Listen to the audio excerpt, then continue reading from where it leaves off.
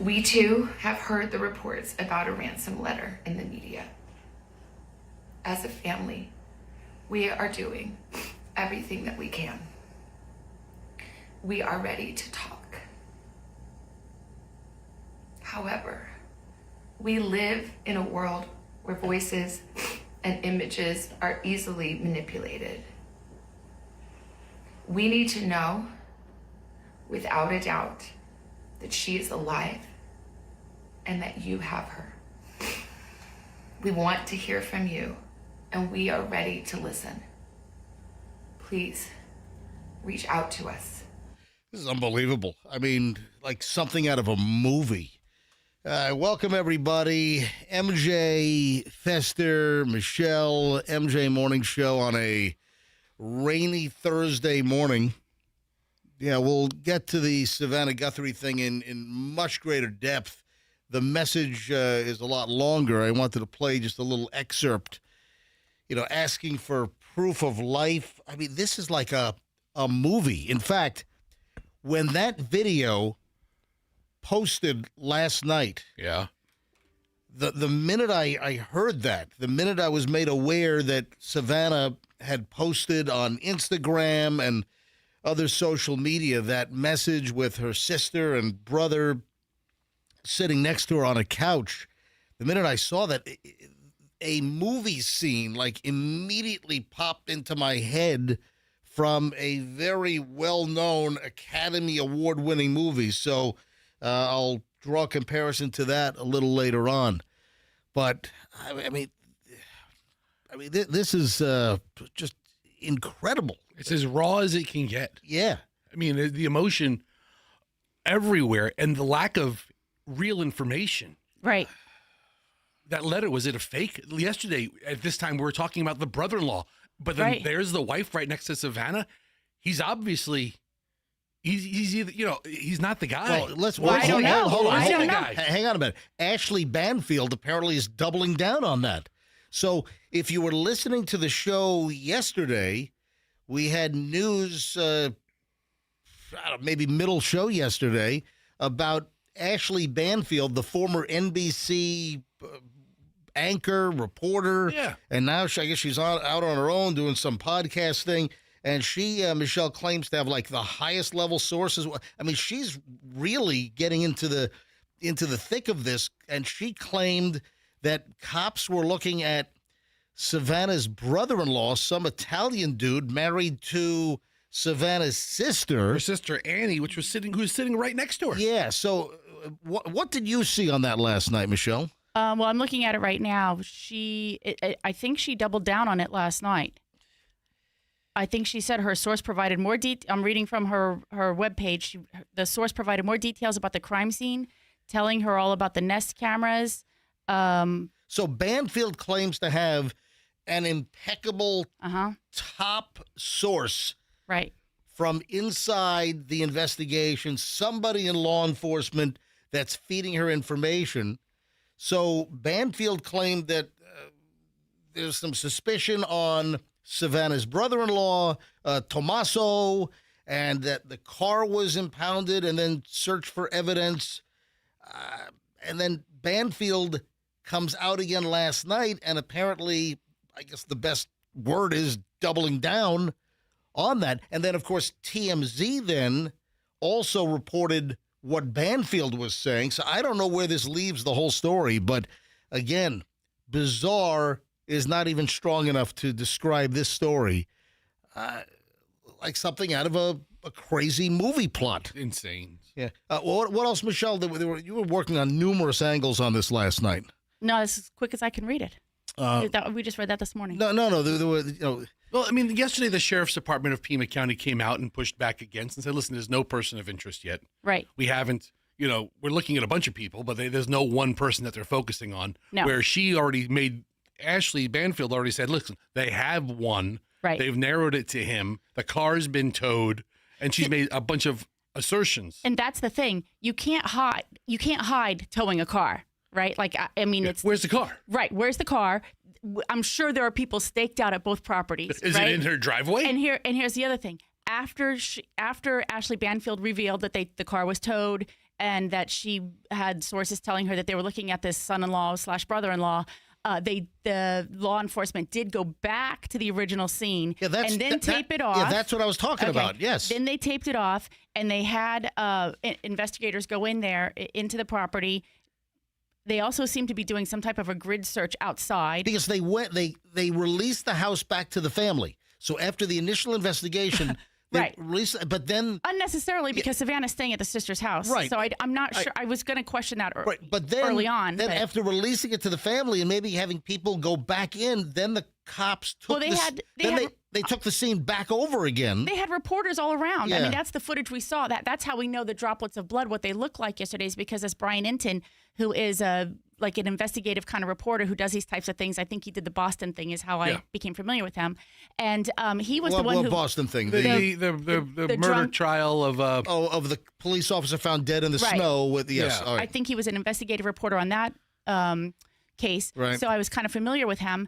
And so that's how yesterday when we were talking about the blood droplets, that's how we know, because he was one of the reporters that went up and actually filmed the blood droplets all around. He filmed where the Nest camera had been removed. And so yesterday they came back in, they taped off the whole property again. And here's what we know is that, there was some concern or question yesterday, I guess since actually Sunday, about why we don't know anything about the Nest cameras, what footage was retrieved, or is it retrievable, or whatever. It's in a cloud, right? What password is it under? If it's in the cloud, it should be retrievable. But that takes time. What is the volatility of the footage? How long does Nest keep? So you've got the Ring doorbell, and then you have like the Google Nest video doorbell as well. How long does that footage live in the cloud before it gets overwritten? So when Fester said that the other day, like it's in the cloud, I was like, okay. The sheriff explained yesterday, Fester, that sometimes those cameras, I guess they only record like on a 4-hour loop, and then it just rolls over. Well, that doesn't make that doesn't. Why would you want a Nest or a Ring camera that records over that quickly? Because you're monitoring it almost constantly sometimes. I don't know that he was stating it from position of fact as much as he was of, hey, listen, sometimes this is the case. Right. And so what happened was yesterday, after they taped off the home again, there were photos showing a law enforcement officer coming in wearing a shirt that had ICAC on it, ICAC, and that is a badge that stands for Internet Crimes Against Children Task Force. And you say, well, why is that happening? Because they're known for being able to go into like electronics, and they can retrieve encrypted and deleted data. And so then they went in, and then I saw a news report last night from a Fox News reporter out there who said that she saw after they had taped it off, the deputy or law enforcement officer came out with a big item wrapped in paper, and she couldn't tell what it was, but it was a big item. They retrieved something and got in the car and left. So we don't know, like, what was that item? What else are they looking for? Were they able to actually get into the cloud and see something that now they go, oh, we should have searched this area? That's some of the, theories out there. I'll tell you right now, the 14, 15 hidden secret cameras at my place, those are living in the cloud for 90 days, not to mention a backup recording source as well. Not 4 hours. All right. I mean, they have different packages, and maybe if you don't buy a package, we are the 30-minute package. Yeah, the footage erases in 30 minutes.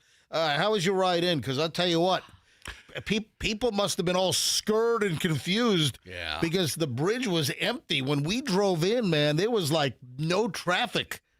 Yeah, I saw a lot of cars on the road. However, everybody was behaving, and there were emergency vehicles on several spots along Interstate 275 from North Tampa to St. Petersburg. All right, yeah, I saw one on the bridge. Yeah, a couple of people were playing crack 'em up this morning. The roads haven't been wet in a long time, so it might be a little slick. Careful, folks. Drive carefully. Yeah, rain overnight. Still raining all morning. There's heavier rain south of us, so Bradenton, Sarasota, some heavy rain. So they got the heaviest of the precip. But I just noticed that when we drove in, 5:25 or so on the bridge, that it was pretty quiet, and that people were going slow. I didn't have the people doing 85, 90 in the new 55-mile-an-hour zone. So I'm just asserting that people all scurred. A little bit of rain, people all scurred. Don't be scared and confused. All scurred and confused. Don't be scared. Just getting rolling on the MJ Morning Show. Big pile of morons in the news on the way at 6:40. We're just getting rolling. Don't miss a minute of this thing. Traffic's on with Shriner. We're back in just a second. Not much traffic.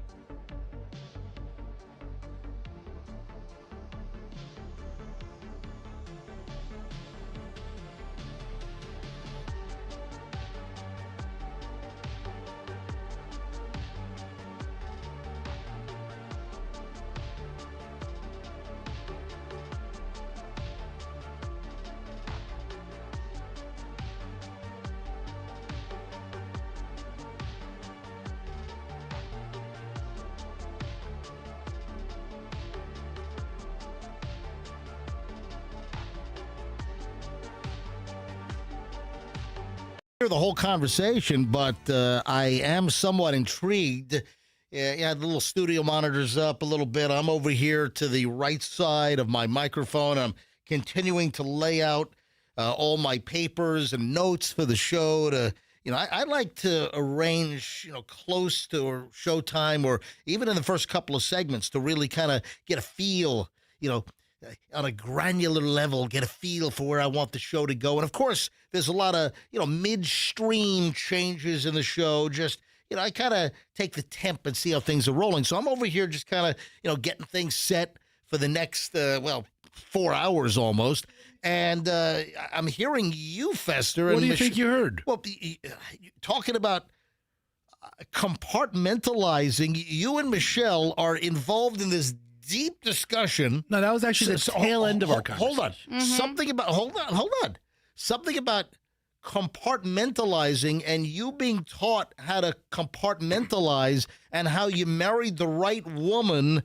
And Allison, your wife. Yeah, Michelle, what the hell were you guys talking about? Well, we're talking about the biggest news of the day, which is, in my opinion, the Savannah Guthrie mother mystery.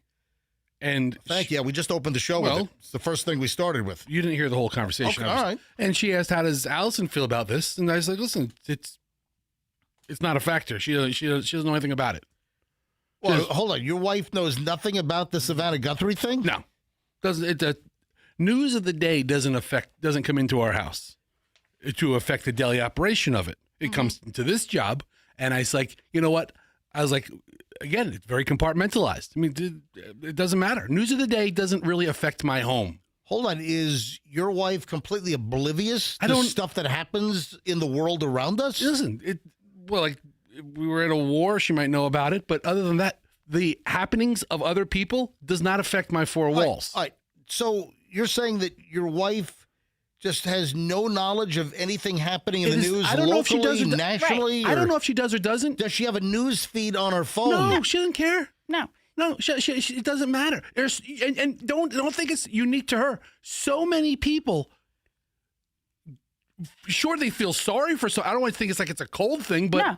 it's Because even before Michelle joined us on this show, Michelle was totally aware of like just everything, whether it was great. local, That's her- state, national. Okay, great. But She gets her bag. That's a byproduct of being married to you. That's her bag? Yeah, it's her thing, Yeah. man. All right. Okay, listen, some folks are really into the news. Other folks completely checked out. Right. And not checked out in a bad way. It doesn't matter. Yeah. It doesn't matter. Listen, if something happens in a different state, it doesn't affect my life ever. Right. Ever. I mean, I can think of 100 news stories. Right. It doesn't affect my life. Well, I think I believe that who the president of the United States is doesn't affect my life. I was going to say, but let me update that. I know I certainly compartmentalize and I zero in and pay attention to the items that I deem are important. Sure. But that's your job. But it's a general awareness. I was just going to say, maybe we ought to go to phones and ask our listeners if you're oblivious to the world around you, but if you're listening right now to our show, inherently you would not be oblivious because you're listening to us and you hear all kinds of crap that we bring up. My dear friend Froggy. Does your wife not listen to the show? My dear friend Froggy said this one time. Yeah. Well, he said it a couple of times, but it really left an impression on me. Okay. He would say, I get my news here. Right? And I think a lot of our listeners are like that. Okay. But you know, we're not watching. Okay. You know, if I'm watching one of the news channels, CNN or Fox News or even the evening news, she's like, she has no interest in that. Okay. Okay. Great. Listen, the wildfires in California affected thousands of people. Not her. Didn't affect my life. I got my own crap to worry about. All right. Right. You know, anything that's happening in any part of the country right now that makes some people feel a certain way doesn't affect my four walls. So this is another story. Let me ask you a question. Does she know that the Super Bowl is this Sunday? Maybe only because I've been talking about what I'm going to cook, not because she's a fan. Does she know we're coming over? I don't. She knows you guys are coming over. We're not coming over. She actually knows we're coming over MJ's place. Michelle, That's fine too. You got to pick me up at the airport at like 7 a.m. Yeah, I got to take a nap. Be ready for the game. Yeah, because I'm going to visit mom and dad, and then flying back early Sunday morning, and for the Super Bowl, Super Bowl 60. By the way, how to avoid Super Bowl scams? What's Super Bowl scams? Oh, fake tickets. Okay, well, Duh. okay. Again, okay, I'm very interested on how. Okay, that's good. Well, God, thankfully, I wasn't going to buy any out in Palo Alto? Is that where they're? Well, it's in San Jose. Wherever the 49ers play. Was the San Francisco Bay Area? It's the Bay Area. Yeah. I don't know exactly the zip code for Levi's Stadium. You mail them a letter, maybe. In fact, I have not had a pair of Levi's jeans in.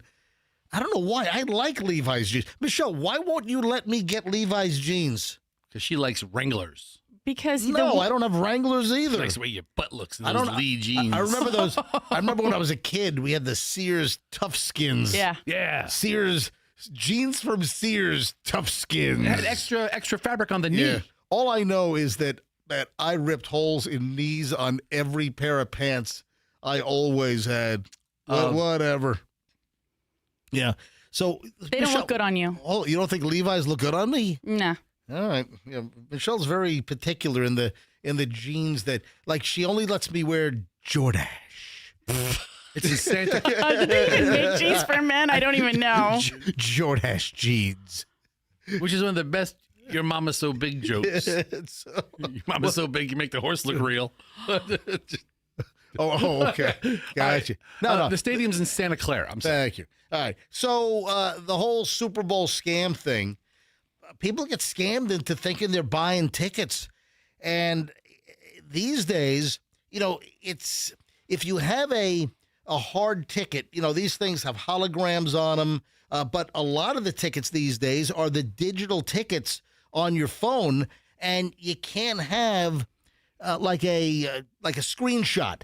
A lot of the tickets these days are those live tickets where like the bar goes back and forth like it's the red light on the front of the Knight Rider car. You know what I mean? You know what? Yeah. That is so annoying. What, the bar going back and forth on the live ticket? No, the fact that that is the only way you can have a ticket to go to an event. Yeah. Michael, we're going to the Super Bowl. Yes, that's what it's like. Take me to the Super Bowl, kid. And then you know what happens when your internet isn't working so properly, like right as you're rolling up to the place where they want to scan the ticket and you got to stand to the side forever. And I mean, it's like a mess. I don't understand that. Michael, I'm detecting that your tickets are fraudulent, Michael. I think you've been scammed. You paid $8,000 per ticket, Michael. Shut up, kid. What do you know? You're just a car. You're an idiot. Yeah. So avoid the screenshot scam with tickets. NFL teams are increasingly requiring customers to present digital tickets at the gate instead of printing out their tickets at home and bringing them to the stadium. Mobile-only ticket entry is an increased security measure as well as means of increasing operational efficiencies. So be careful of the scam. But if you can think of a scam, if you can't think of a scam, they're scamming it. They're pulling that crap.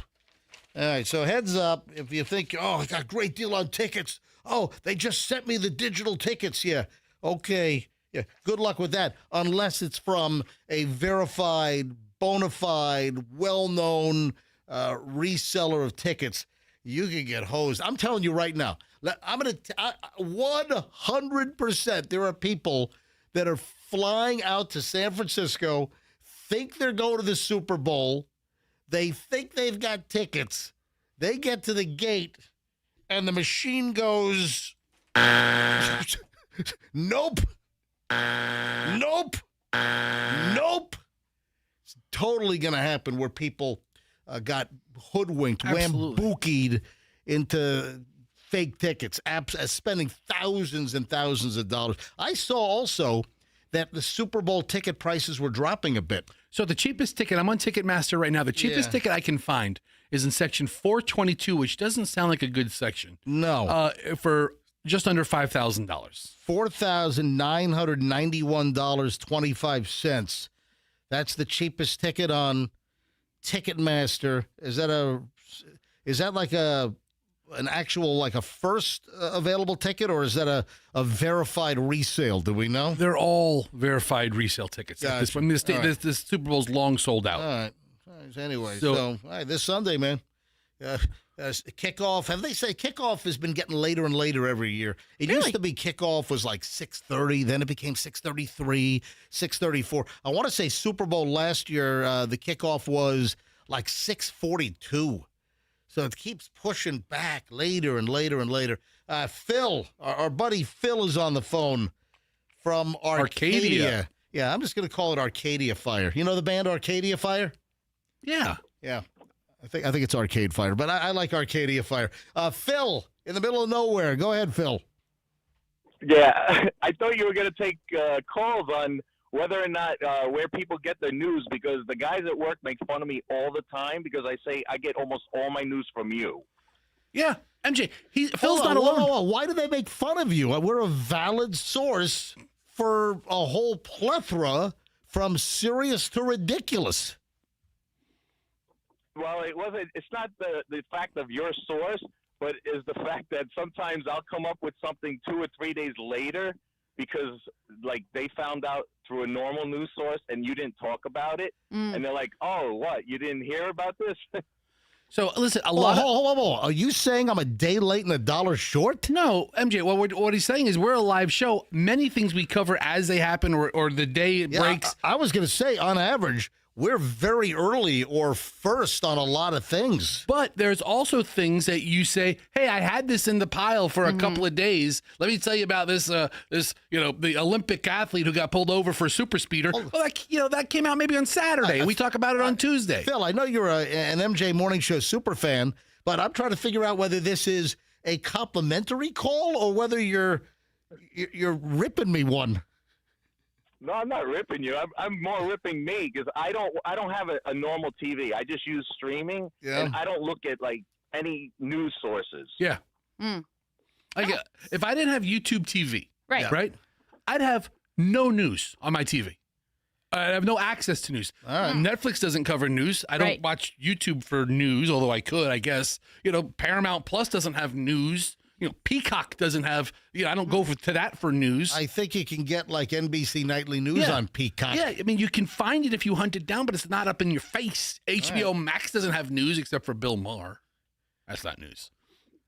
All right. Well, anyway, Phil, thank you for being such a fan and relying on the MJ Morning. I'm telling you right now, for the bulk of what's important, you will get that information by listening to our show on a daily basis. But Phil's not alone. Right. MJ, I bet you there are thousands of people that never watch the news. The only reason why they're tuned into anything. But also, I deliberately avoid the toxic world of politics. So we don't do the political crap on this show. It's a crazy, toxic world. And I walked away from another half of my career because of the toxicity. I was just tired of it. I was sick of it. I was worn out.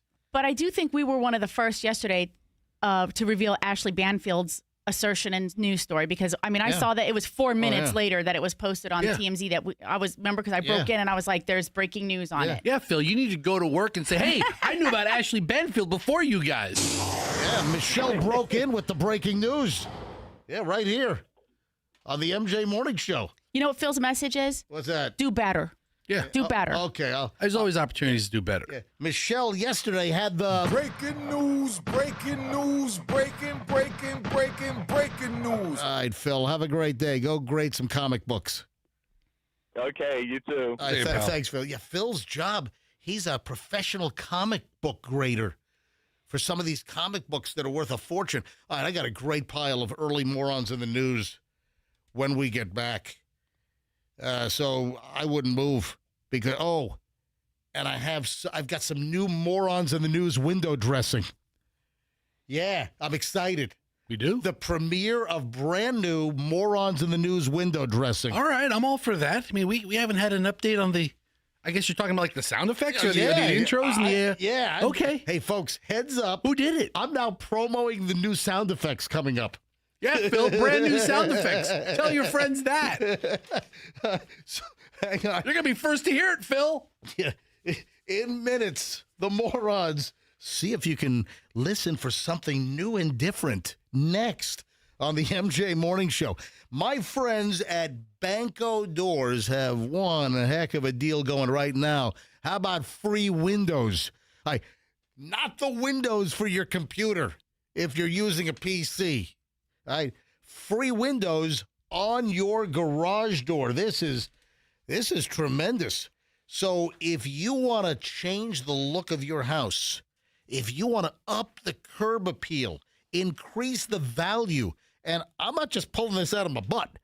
If you get a new garage door, the return on investment is averaging apparently 194%. So enhance your home, enhance the curb appeal. Right now at Banco, you can upgrade to a new Clopay garage door and get the window package free. So choose any Clopay Premium Series insulated door, sleek modern or more of a classic traditional, and they'll add windows on your garage door for free. This is only available till March 14th, so hurry. Any garage door service, broken spring, new opener, whatever, the only folks to call, Banco. BancoDoors.com. You can bank on Banco and tell them that MJ sent you.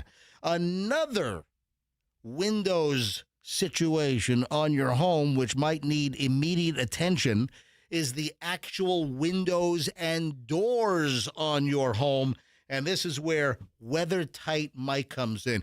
I am so humbled that these great companies, these well-known, top of their game, best-in-class companies like Banco and now WeatherTight Windows, that they choose to be on the MJ Morning Show. I really highly appreciate it. WeatherTight Mike has a reputation for a very long time of great pricing, great communication, a great company to deal with when you need replacement windows and doors at your house. Right now, $200 rebate per door, $100 rebate per window. Get the jump on hurricane season. If you want to upgrade to hurricane windows to keep your house and family safe, it's weathertightwindows.com for any window and door replacements. Mention me, MJ, to WeatherTight Mike. Don't forget the cookies. weathertightwindows.com. Tell them that MJ sent you. Traffic's on. Let's grab Schreider. Morons in the news next. Not much traffic.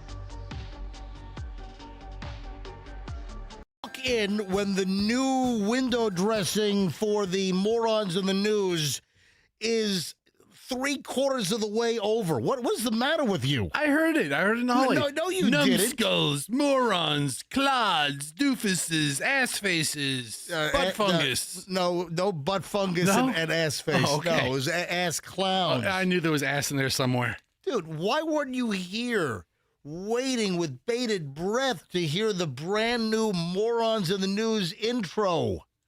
What is wrong with you? You're just taking your time, lollygagging like a schmageggy. I didn't know how much time we had left. We don't have a countdown clock in here. It's like how much time's left in the commercial Dude, you can segment. you can look at the computer on the way out and then set a stopwatch. I don't know which computer to look at. I mean, there's no computer we can look at anymore. But I have no idea how much time we have left. All right, I didn't know it was gonna. Let me play it for you from the beginning, and Please. then we'll get into the morons. Brand new intro.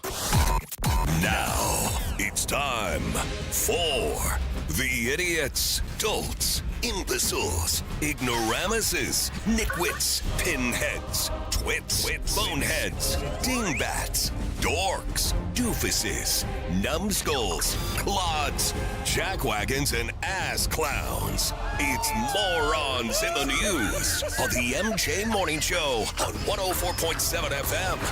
Q105. Yeah, that's big. That's epic. That's. But there was no butt funguses or ass faces. I heard an ass toward the end. I'm sorry. Ass clown. Yeah. All right. Well, let's dive in. Yeah, let's get started. Yeah, out of North Carolina. Where's Kinston? I think it might be in the Charlotte area. You don't know Kinston? Kinston, not Kingston, but Kinston. Like my kin lives in Kinston. You know what? North Carolina Yeah. really is an appropriate state for a county. For the kin. For the kin. Yeah. It's halfway between Raleigh and Wilmington. Okay. It sounds like 3/4 of the state. Whatever. All right. So listen to this. A former employee at Little Caesars. Pizza.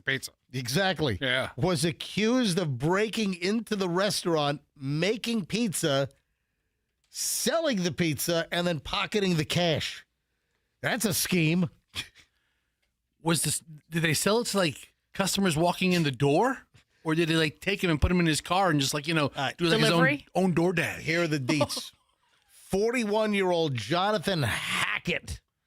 Wonder if it's any relation to Chris Hackett. Remember Chris Hackett over at the old place? Yeah. Or Buddy Hackett was arrested and is being hit with a whole bunch of charges related to the break-in, according to WBTV, which is a Charlotte TV station. I've got the whole list of charges. So the break-in happened on Sunday at the Little Caesars in Kinston. Pizza. Yep. Police said that during the first break-in, Hackett entered the restaurant, made pizzas, and then sold them to customers and kept the money. Well, I mean, so he just busted in. All the supplies are there. Fired up the oven. Yeah, right? The dough's there. Yeah, those were the sauce, the dough, the cheese, do they still have the crazy sticks or whatever the hell they call that stuff? They do, yes. Crazy Yes. bread or how is bread crazy? That always bewildered me. What makes bread? That bread is crazy. I mean, it's the person that makes it more than the bread itself. Yeah, hey, look at that bread. That's crazy. Yeah, that's crazy bread. So It's ludicrous bread. yeah, then during the next break-in attempt, workers inside the restaurant reportedly stopped Hackett from entering, and that started a fight. Officers said that Hackett was taken to the hospital to treat his injuries before being booked into jail. So the employees that were there when he tried to break in a second time, they, I guess, attacked him. But how about that for a racket? It's the Hackett racket. How long can that go on for? The dude's name, Hackett. Mr. Hackett. Did he make any of the new $4.99 Detroit-style slices and sticks? Oh, I didn't know that. So you get two pieces of Detroit-style pizza, and then you get breadsticks on the other side. Pizza. I didn't know that. Looks really good for $4.99. But are the Detroit slices at Little Caesars, are they crazy? That's crazy. Yeah, the whole place is crazy. Actually, Little Caesar himself is crazy. Yeah. All right, so breaking and entering, that's a felony. Obtaining property by false pretenses, felony. Larceny after breaking and entering, felony. Making delicious pizza. Breaking and entering, Delicious. a misdemeanor charge. That's a double felony. Yeah, but can you imagine? It's felony. It's just Felony. Pizza. felony. Man, that's how you break into your old place of business and then sell goods and pocket the money. There you go. Oh, I love this one. This is out of Michigan. Cops are looking for the woman that went to Goodwill and donated a human skull. Yeah, Michelle, you love thrifting. I know. I'm just thinking about how that was baby. dropped off. Yeah, well, how it was dropped off. The lady walks in with a human skull and just drops it in the donation pile at the Goodwill. Was it mixed in with anything else? Right. Like, a bunch of old winter clothes or something like that? In an American Tourister bag with her little address and phone number and the tag. Oh, we couldn't be that lucky. I know. Or the guy's address. Oh, The skull's Fester. address. I think I told the story that there was a satchel. There was a leather portfolio bag that I saw with. Did I tell the story on the air? Yes. You called the guy. I called the guy. Yeah, for those that didn't hear this. So Michelle and Julian, their new favorite thing in the world is thrifting. And locally, they love red, white, and blue thrift shop. They've got one on Hillsboro before you get to Tampa Road. There's another one off of Waters near, Florida, Yeah. right? Yeah. There's one out in Brandon or something. Or Riverview, Brandon. Somewhere out there. Michelle and Julian, whenever Julian's in town, it's not, hey, Julian wants to hang with Dad. No, going thrifting with Mom. Julian's playing lands, and they're already thrifting within half an hour. That's like the thrifting version of Cats in the Cradle. Right. All right. Before I get to the... I'm going thrifting, Dad. Cats in the cradle and the silver spoon. Gonna be just like you, Dad. I'm going thrifting. Gotta be just like you, Dad. Yeah, gotta be just like you. All right, so... Son came to town just the other day. He went thrifting right away. There's something there. Totally. All right. Have AI do it. No, but it's got to be the Cats in the Cradle. It's gotta be Cats in the Cradle. All right, so I'll get to the skull thing in a minute, but they dragged me to Red, White, and Blue, the one on Hillsboro, I don't know, 6 months ago, whatever. Yeah, like somebody who they've captured. They dragged you there, and they've got a whole area with like satchels and portfolio cases, computer bags, that kind of thing. Michelle, didn't you find a $400 Toomey bag for some ridiculously low number? Yeah, a couple of them. Like $6.99 for a new Toomey bag that it's $400. if you're willing to put in the time, you can find some real gems. And once you do it a couple times, you get really good at it. You like how you told me the first time to go. You said, yeah, you just kind of touch the bags. You can tell by the denier, the quality of the fabric. Well, and so the thickness of the nylon, they call it denier. Yeah. So you're not having to look at everything. Everyone. I got to hurry here because I got to get this in. Go. So we're at the Red, White, and Blue thrift shop, and there's a bag that looked pretty nice, and it still had that luggage tag kind of thing on the strap on the handle, and inside the tag, had the clear window, and there was a business card in there, where people put their name just in case the bag gets lost or whatever, and it was some cruise travel agency guy in New Jersey, and his Richard or something, and had his phone number, and I'm like, hey, I'm gonna call this thing up. Hey, so I call it up. He's like, hello. I'm like, hey, Richard. Hey, your bag, your little portfolio briefcase bag, It's at a thrift shop in Tampa, Florida. He's like, no kidding. And he's like in Marlboro, New Jersey or something. It's like, how the hell did his bag get down here? Anyway, all right, back to the skull. All right, the skull. All right, so I got to hurry. Cops in Chelsea, Michigan are looking to speak with a woman who dropped off a human skull at the Goodwill last week. They've got some pretty good surveillance photos of her. Yeah, they do. On January 26th, police responded to the Goodwill Donation Center after someone reported receiving a suspicious item at the drop-off location. The item was a human skull wrapped in a shirt. Would have been cool if it was wrapped in like a Grateful Dead T-shirt, like an old concert shirt with a skull on it. But it wasn't. Police did not find any visible damage, like no bullet holes in the skull, or like the person was bashed over the head with a candlestick. So nothing suspicious. Officers turned the skull over to the medical examiner's office in the county for analysis, and it has since been sent to the anthropology department at the University of Michigan. Go Wolverines. I mean, this skull. I mean, is it 3 months old? Is it 3 years old? They don't know. Is it 3,000 years old? Who knows? If it was like Ozark episode 1, it could be like a fresh skull just dropped in a vat of acid. Yeah. Holy! If anyone has any information, call the Chelsea, Michigan Police Department. And they put the picture of the woman walking in. They've got surveillance video and everything. What a crazy story. Would you agree that... That's crazy. I would. All right, morons in the news. And morons sounded better today with our brand new intro, I thought. 7 o'clock hour starts next. Oh, Fester, price drop. Ladies and gentlemen, price drop alert, and Fester is going to be thrilled. All right, I'm on pins and needles. Oh, yeah. Next.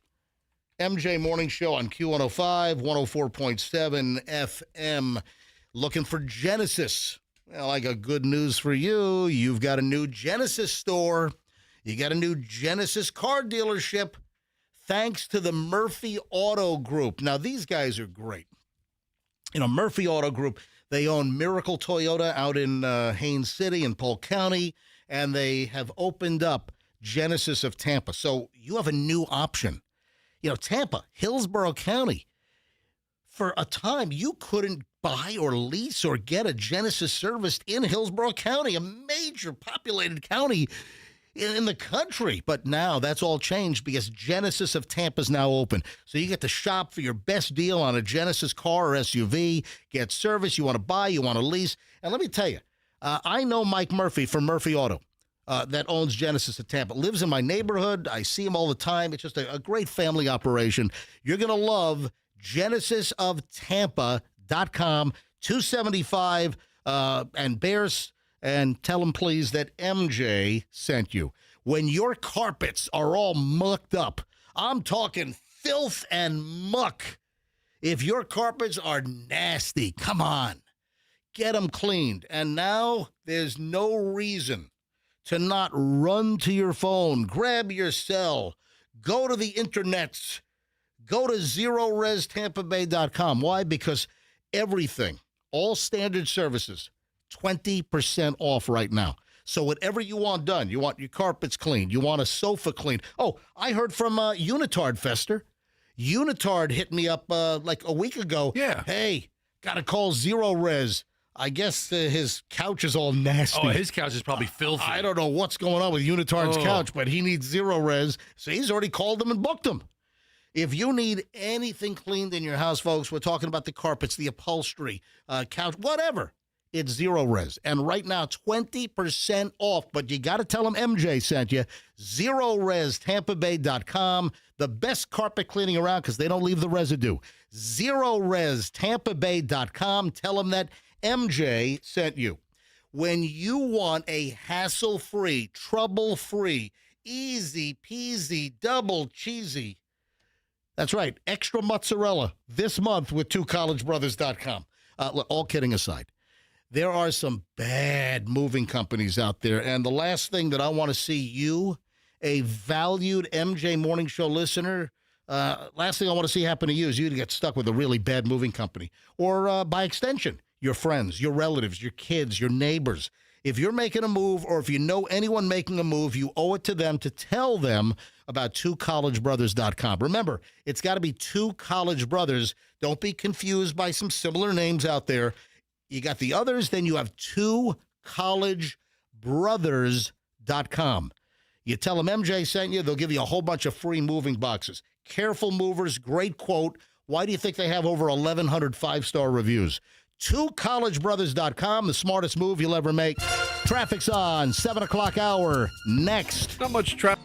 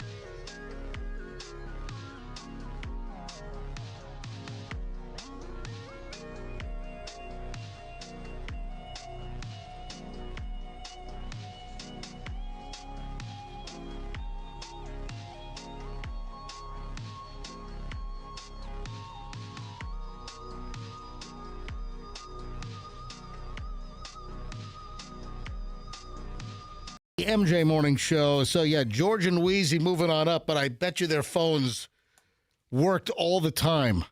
Our phones are working today, so they're very, very, very good. Our phones are working. We tested them, and Andrew says, don't jinx the phones. All right, 7:03, 7 o'clock hours on. Of course, in about 20-something minutes, we start over an hour and 20 minutes of nonstop MJ. Every morning, 7:26, 7:28, somewhere in that zone. Every morning, we launch an hour and 20 minutes plus nonstop. All content, not one break, no commercials, no music, nothing. All right? No one does this but the MJ Morning Show. So, Fester, have you seen the breaking news alert?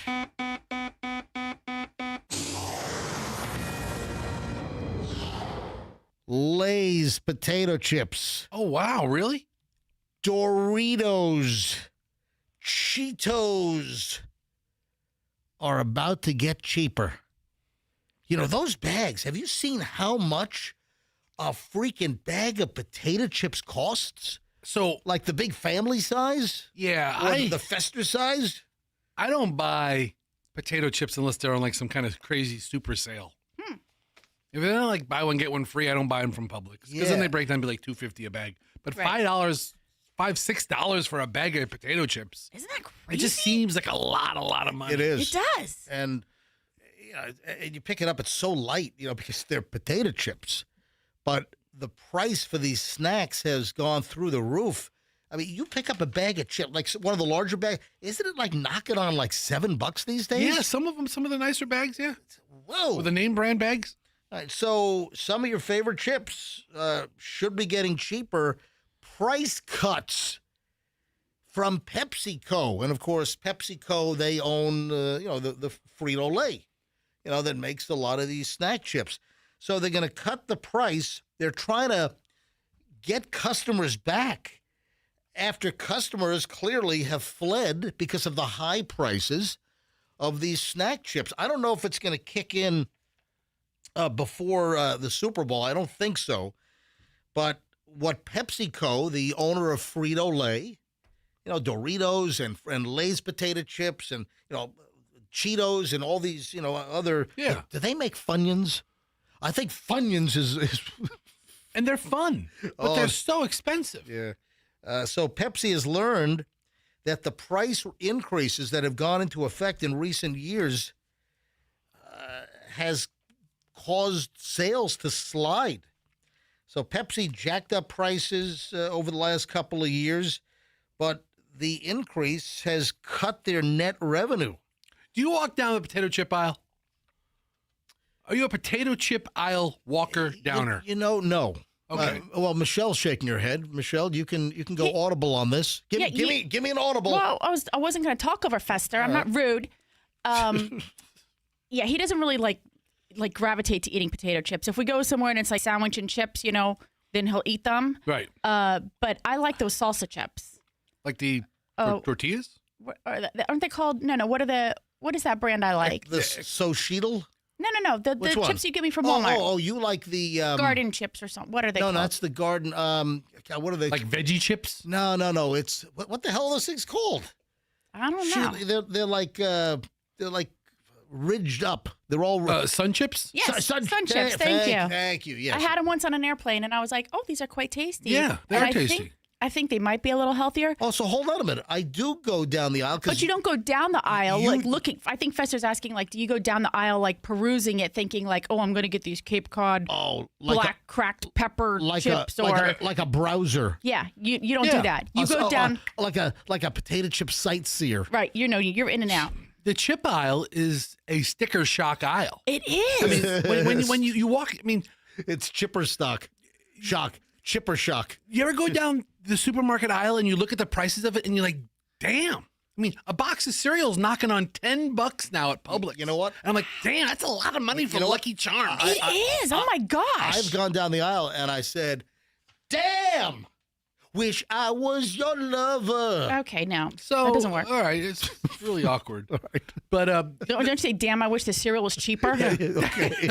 I mean, the Captain Crunch, he has all the gold in his chest because it's so expensive. So Right. Michelle never shops anymore. I'm the designated shopper. We don't use Instafart. We don't, Michelle would love it. You I have go that sh- Walmart Plus, Michelle. You order it on the app. They drop it right off to your house. Oh, no, crap. Yeah, that's what Walmart Plus is. Oh, That's the biggest feature of Walmart Plus. we don't have to go get my chips and my laundry detergent anymore. We do have Walmart Plus, don't we?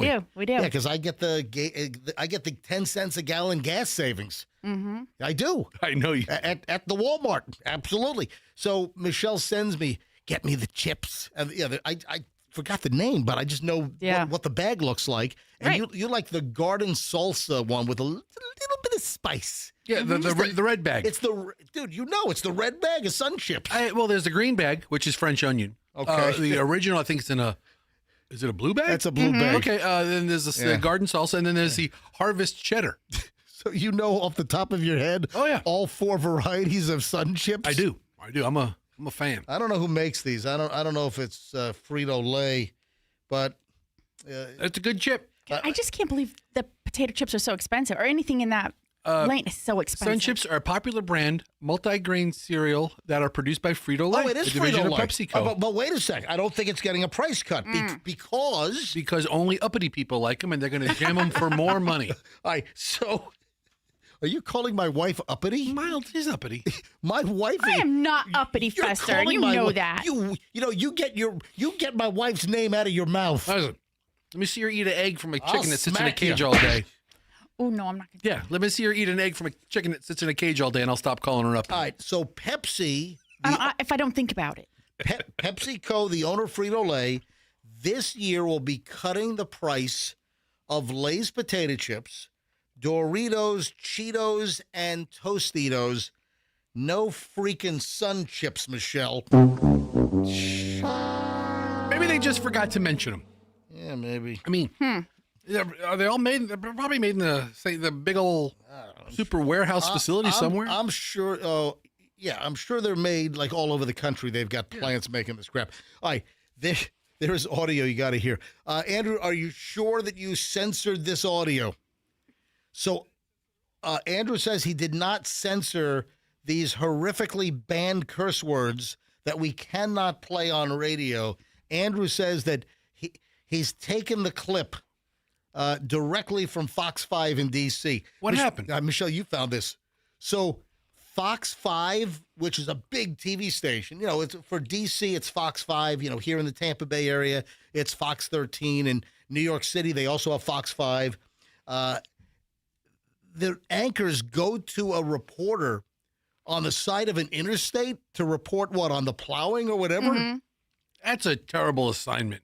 Oh, God. You're in the newsroom, and you get your assignment for the day. Yeah. And it's like, hey, we're putting you on the side of the interstate in the bitter cold to report on plowing. You're like, oh, God. So Bob Barnard is the reporter, and they're going live to Bob, latest on the snow removal. Let's go to Bob. Bob's on the side of the road with this live report. I've just spoken to one of the snowplow driver's roommates who says he'd been out here for days clearing this roadway. God damn it, mother. Did you beep that? That's where the clip ends. Oh. Mm-hmm. They didn't air the... Oh, I pulled it down because I didn't hear a beep coming in. All right, so I can play it? All right, Andrew says he thinks I can play it. All right, one more time. And you can hear, it's not like a direct recording. It's like off the TV. Somebody recorded this with their cell phone video. That's why it has a little bit of a hollow sound, but you get the point. All right, let's go live. Let's talk to Bob. I've just spoken to one of the snowplow driver's roommates who says he'd been out here for days clearing this roadway. God damn it, mother. Yeah. It's live. All right, so he's self-edited. Did he think he was recording it? I don't know. Because a lot of these packages have a recorded piece. Did he have a brain fart and he just forgot where he was at the moment and thought maybe he was recording, but it was a live shot? You imagine that? I will say, when it comes to recording commercials, MJ, if you make a flub or you stop or you want to re-record something, you are not a profanity person in the middle of takes. You know what? You've noticed that, right? I have. Where I, on the other hand, Oh, really? oh, it's awful. Andrew's like, I can't use any of this. It's Really? awful. But no, I mean, and I've known people who, they're not one-take Jakes. They can't just belt it out. Yeah. And they do it and they make a flub and they go, I'll tell you right now that, like Evan Axelbank over at Fox 13 locally, he's not going to do that. No. He's not going to let her rip like that. No. I've got a buddy that's a big wig up at Fox 5 in D.C. I'm friends, very good, 20-something year friends with a dude by the name of Shamari Stone. Okay. Remember, we were driving home, last week? It might have been earlier this week. It's already Thursday. No, it was last week. Okay. Driving home, we're after the show, phone rings, and it's Shamari Stone, who's an anchor and a reporter at Fox 5 in D.C. I got to text him and say, hey, don't pull what's the guy's name? Don't pull a Bob Barnard. Oh, yeah, they probably know each other pretty well. Oh, Andrew's pulled the whole bio on Bob. Bob's been at Fox 5 in D.C. for over 25 years. Yeah. So I thought I recognized the name because, my mom used to live up there. I feel like I've watched him before. So, listen, there's nothing like a good reporter dropping the F-bomb live on TV. Once in a while, I get into like those YouTube compilation videos of like news bloopers. Yep. I love them. Every time I love them. Mm-hmm. Andrew, I can't believe you have not brought this up. That couples are going to be able to get married in the Haunted Mansion at Disney? Andrew, turn on your microphone in the booth. So, dude, I'm seeing a bit on the horizon. Fester, Michelle, see if you can guess where I'm going with this. So, couples can now get married at the Haunted Mansion. So this story says it's Disneyland. So, Michelle, have they extended this to Disney World yet, or is it just Disneyland? I couldn't find anything that said they were extending it. Yeah. Well, right now, beginning in July. See, I think they missed they should have done it a month earlier, because what is the biggest month for weddings?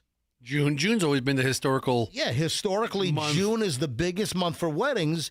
But Disney is not starting this until July.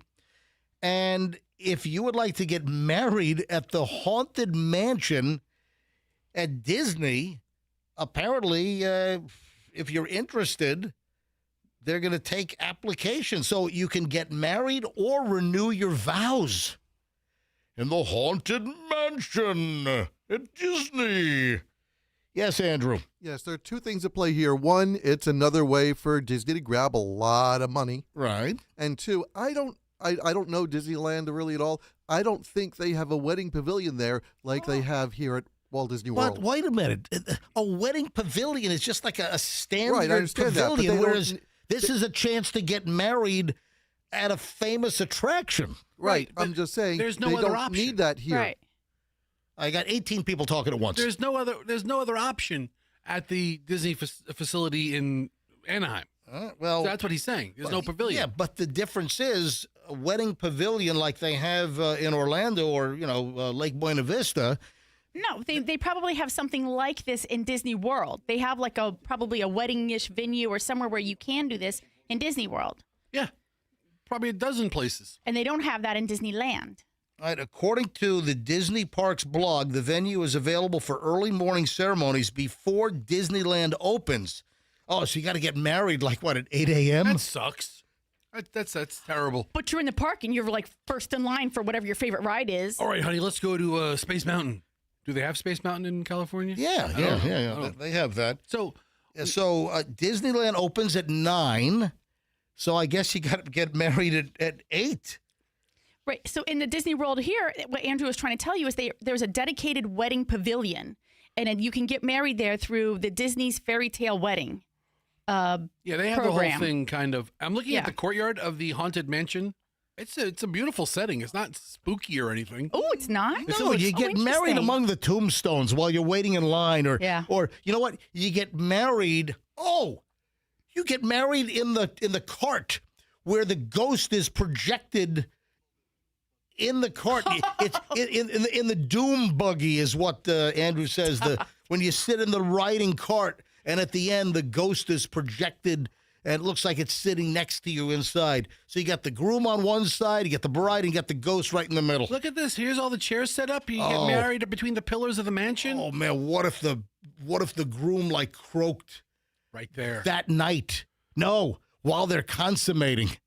Oh, stop it. Yeah, what was that movie with Bo Derek when I was a kid and I wasn't supposed to watch it? 10? But I snuck I put it into the Betamax. My dad had it.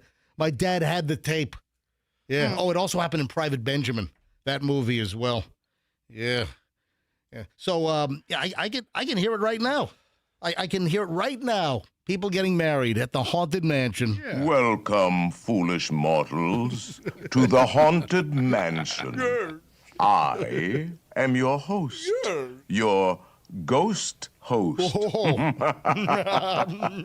Our tour begins here in this gallery. Here, where you see paintings of some of our guests as they appeared in their corruptible mortal state. Kindly step all the way in, please. All right, and are we make taking the room whole for ride? everyone. Yes, I am. Because All right. there's no turning back now. All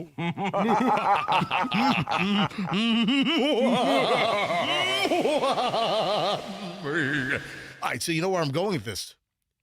You want to? Hang on. Andrew, how serious are you with your girlfriend? Probably not that. Andrew. I don't know. I have the budget. Hold on. do this. Maybe, what if budget's not the issue? Yeah. What if the MJ Morning Show dipped into its promotional coffers? For like 3 years. Yeah. Like, what if we took 5 years of promotional money and just did this wedding? Yeah. Andrew, so how long you been dating your girlfriend? What's her name? Lori. Oh, I thought it was Madge. Madge, All right, Lori. So Lori, how long you been dating Lori? Lori and I this time been together for almost 5 years. All right. Is there any talk of marriage? Not really. Because you're both Disney freaks. So that doesn't mean you have to get married. Yeah. Wouldn't you want to get married in the Haunted Mansion? Now, maybe we can talk Disney into letting it happen, in Florida instead we'll of you talk guys. to Josh about that, yes. Yeah, we'll get a big promotion. So, MJ. We'll talk to the new CEO, right? That's Josh. Here's my question. What is preventing anybody from getting married at Disney just by buying a couple of tickets? And just do a gorilla wedding? Yeah, I mean, do it right in front of the castle. Hey, we're going to meet in front of the castle at 2:20. Right at the good time. We bring a photographer. People are walking by. What do you call the officiant? The officiant? Efficient. Yeah, I think a notary public can do it. Oh, yeah. Right? So Yeah, just Chloe. hire Chloe's somebody. Our daughter Chloe's a Florida notary public. Good. Yeah. We could bring Andrew, Lori, Chloe, New Chet, a couple of other people, a couple of friends and family.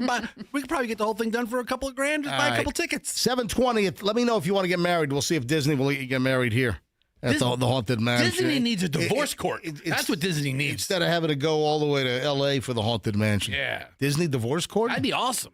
Get divorced on the teacups? At least spinning around and vomiting everywhere? That's how they divide assets. Get divorced on Dumbo. Oh, Look, divorced on Dumbo.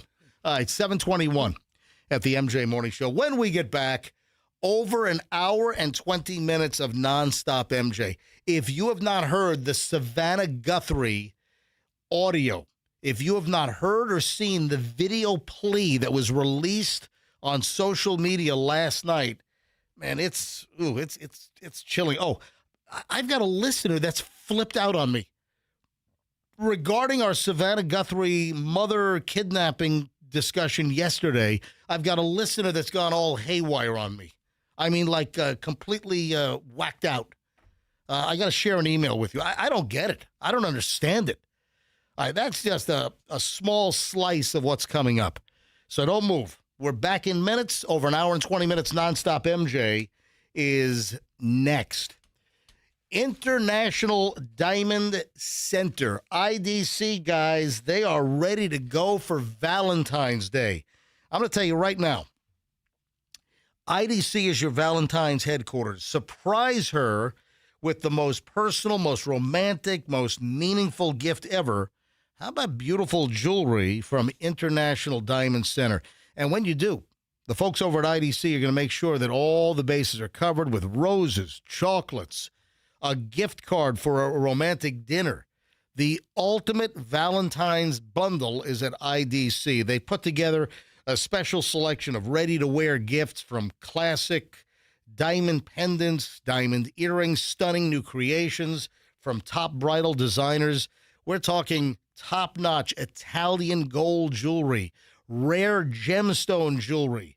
These are the gifts that she's going to remember for decades, not a couple of days, right? Let the experts at IDC make it easy. Spend as little as $199. They'll give you roses, chocolates, and a gift card for dinner at Bascom's Chop House. International Diamond Center, IDC, Tampa, Clearwater, Lakeland, and Sarasota for Valentine's Day. And please tell them at IDC that MJ sent you. The folks at Veterans Ford want to make your next car buying experience the best ever. They rely on a lot of word of mouth, where customers go in, they get a great deal, they're treated like family, treated like royalty, an easy deal to make, and they want you to then tell your friends, your coworkers how easy it was at Veterans Ford. And to sweeten the pie, you will not get a better deal on a new Ford car, truck, or SUV at any other Ford dealer in town if you walk in and tell them you want the MJ deal. So when you walk in and say, I want the MJ deal from the MJ Morning Show, you'll almost hear like vault tumblers. It locks it in, baby. No other Ford dealer in town will beat a Veterans Ford price once you say, I want the MJ deal. Awesome service department at Veterans Ford. Awesome pre-owned department if you're looking for something pre-owned. Great finance deals, 0% financing on many models, big rebates. Veterans Ford, line ball on the Veterans Expressway. Tell them MJ sent you. Back in minutes, MJ Morning Show. 1 hour, 20 minutes, nonstop. Next. In Hillsborough, we have a crowd.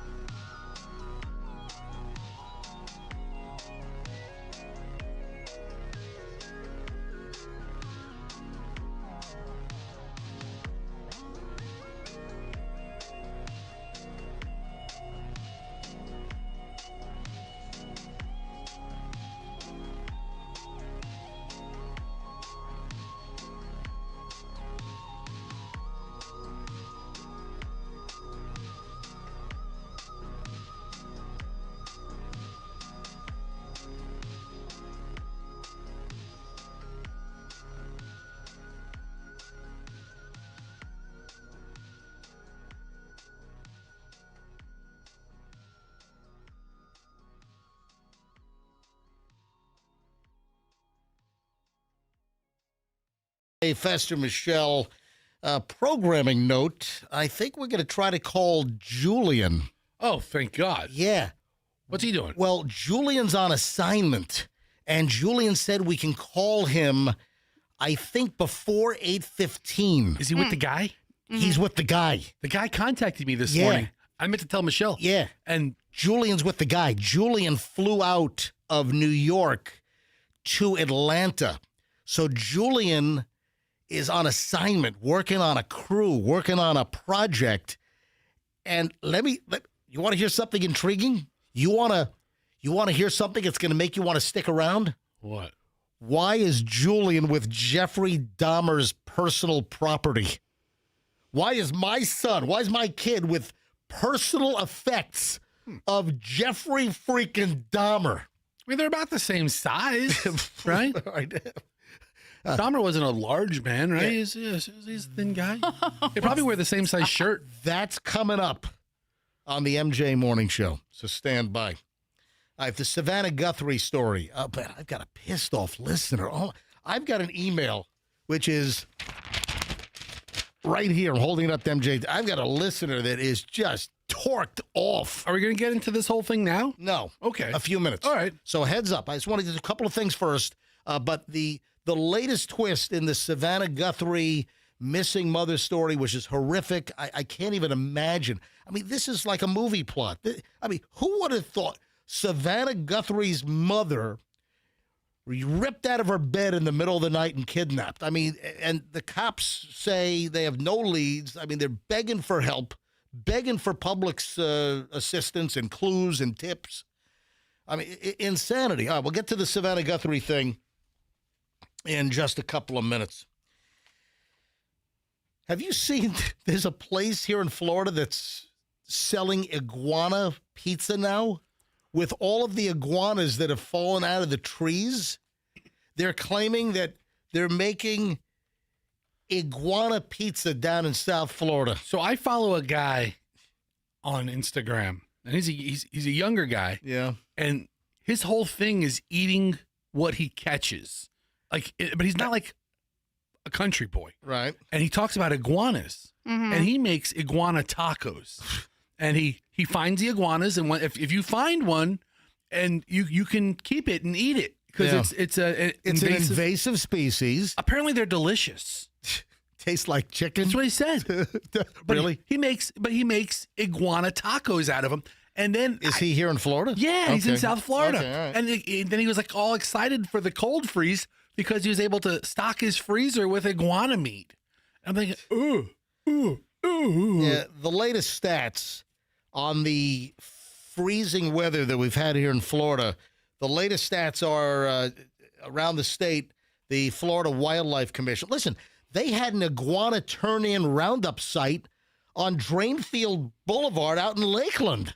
The FWC. I mean, so in the Tampa Bay area-ish. Are there iguanas in Lakeland, or is it just convenient because that's where the headquarters for the Florida thing is? There were like 5 or 6 locations all around the state. You know, a lot of them south of us, like Naples had a collection site, or Fort Myers, Miami, Plantation, Fort Lauderdale, Tamarack area. I mean, listen, I told the story when I visited I've got a video on my Instagram. If you want to scroll down, a couple of months back, I put up a video of iguanas, like dozens of them, in a CVS parking lot in the middle of freaking downtown Fort Lauderdale. I mean, I pulled in. Michelle had to run in and get a birthday card or some kind of card for Chloe's soccer buddy that plays with Messi down in Miami or in Fort Lauderdale actually. And I'm in the parking lot, and iguanas are like surrounding my car. I'm like, what's going on? And then I videoed the iguanas. If you want to see it, it's on my Instagram at Certified MJ Radio. That's Certified MJ Radio.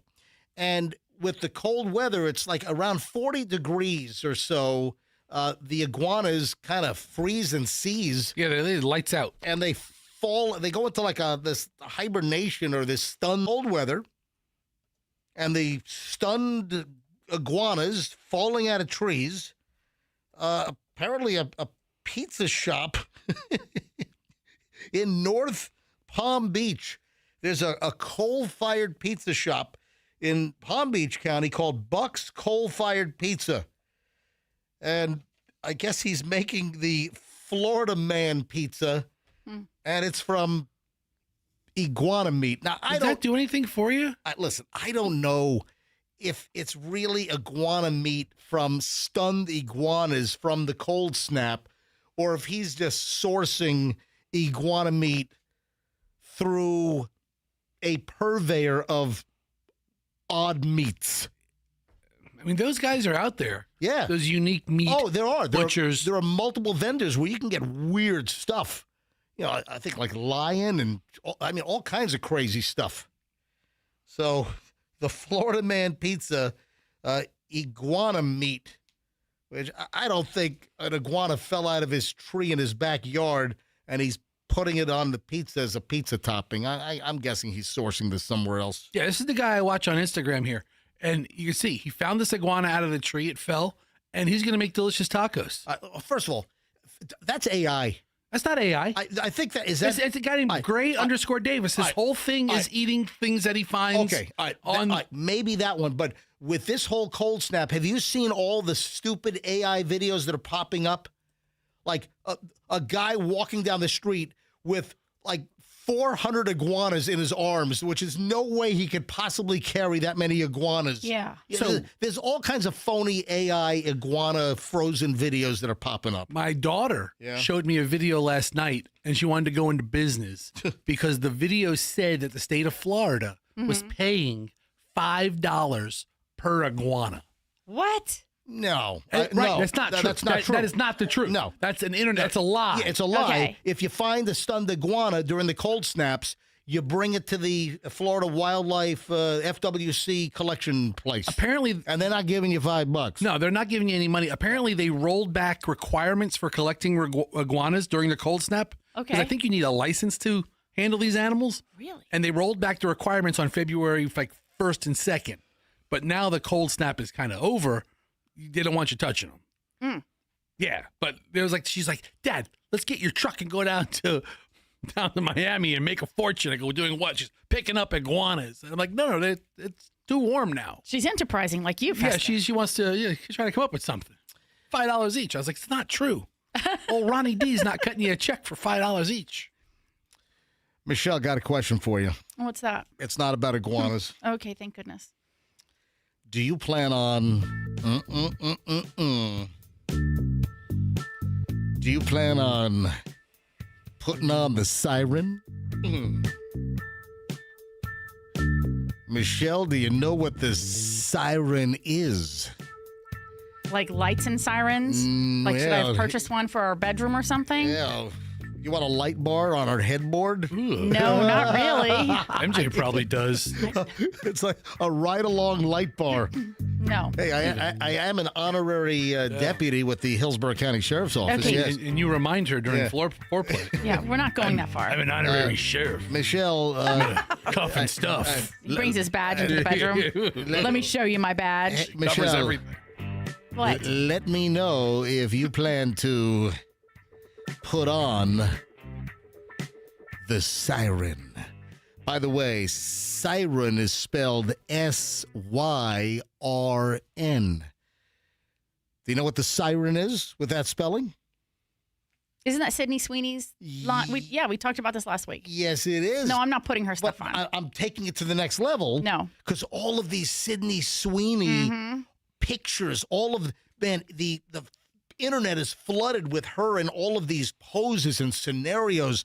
There's one where she's wearing like some kind of a garter belt, lacy lingerie getup, and she's like outside in the garden with one of those big watering cans. And She does make it look good. I got to be honest. she's But I making it think, look you know, great. yeah. They're great. They sure are. So Are you saying they're great, as in those two things that she's got all tucked inside of the top part of the lingerie? no. Is that what you're referring to? No. They're great? Don't put words in my mouth. I didn't have to. You're the one who said it. I'll put any of this in my No, mouth. but if you Oh, Fester. I'll put it all in my mouth. Oh, my gosh. Okay. I mean, she's the it girl right now. Yeah. She's beautiful. She has this, and she has this incredible everything. Yeah, so if you She's doing look, this. if you go online and you just type in Sydney Sweeney lingerie pictures, man, she's got all of these like scenarios. How many pictures did they shoot? Not enough. How many locations did they go to where they have her in lingerie? I mean, the pictures are great. So you have no interest in procuring something from the Sydney Sweeney Siren line? Why would I? You have said it's a waste of effort and money. For as good as these things look on her, in practicality, just throw it on the flow. Right. I mean, what do you want me to walk around the house in it? You want me to do the dishes while I'm wearing that? Would you? I guess if he asked me to, I guess I could, do the laundry or do the dishes in it. Can he make an Instagram video? I can make the bed. Oh, hang on. I'm trying to think about the things I do. Well, hold on. Doing the laundry is code. I know. That's our code. Yeah. I shouldn't have said that. Sorry. Hey, you want to do the laundry? Ooh. That's the code. Mm-hmm. Yeah. But, I mean, I guess I could stand in the kitchen with one of these apparatuses on and... Listen. Apparatus. I don't know. Michelle. Some of it looks like it's trying to hold things in places where, I only have 27,500 Instagram followers.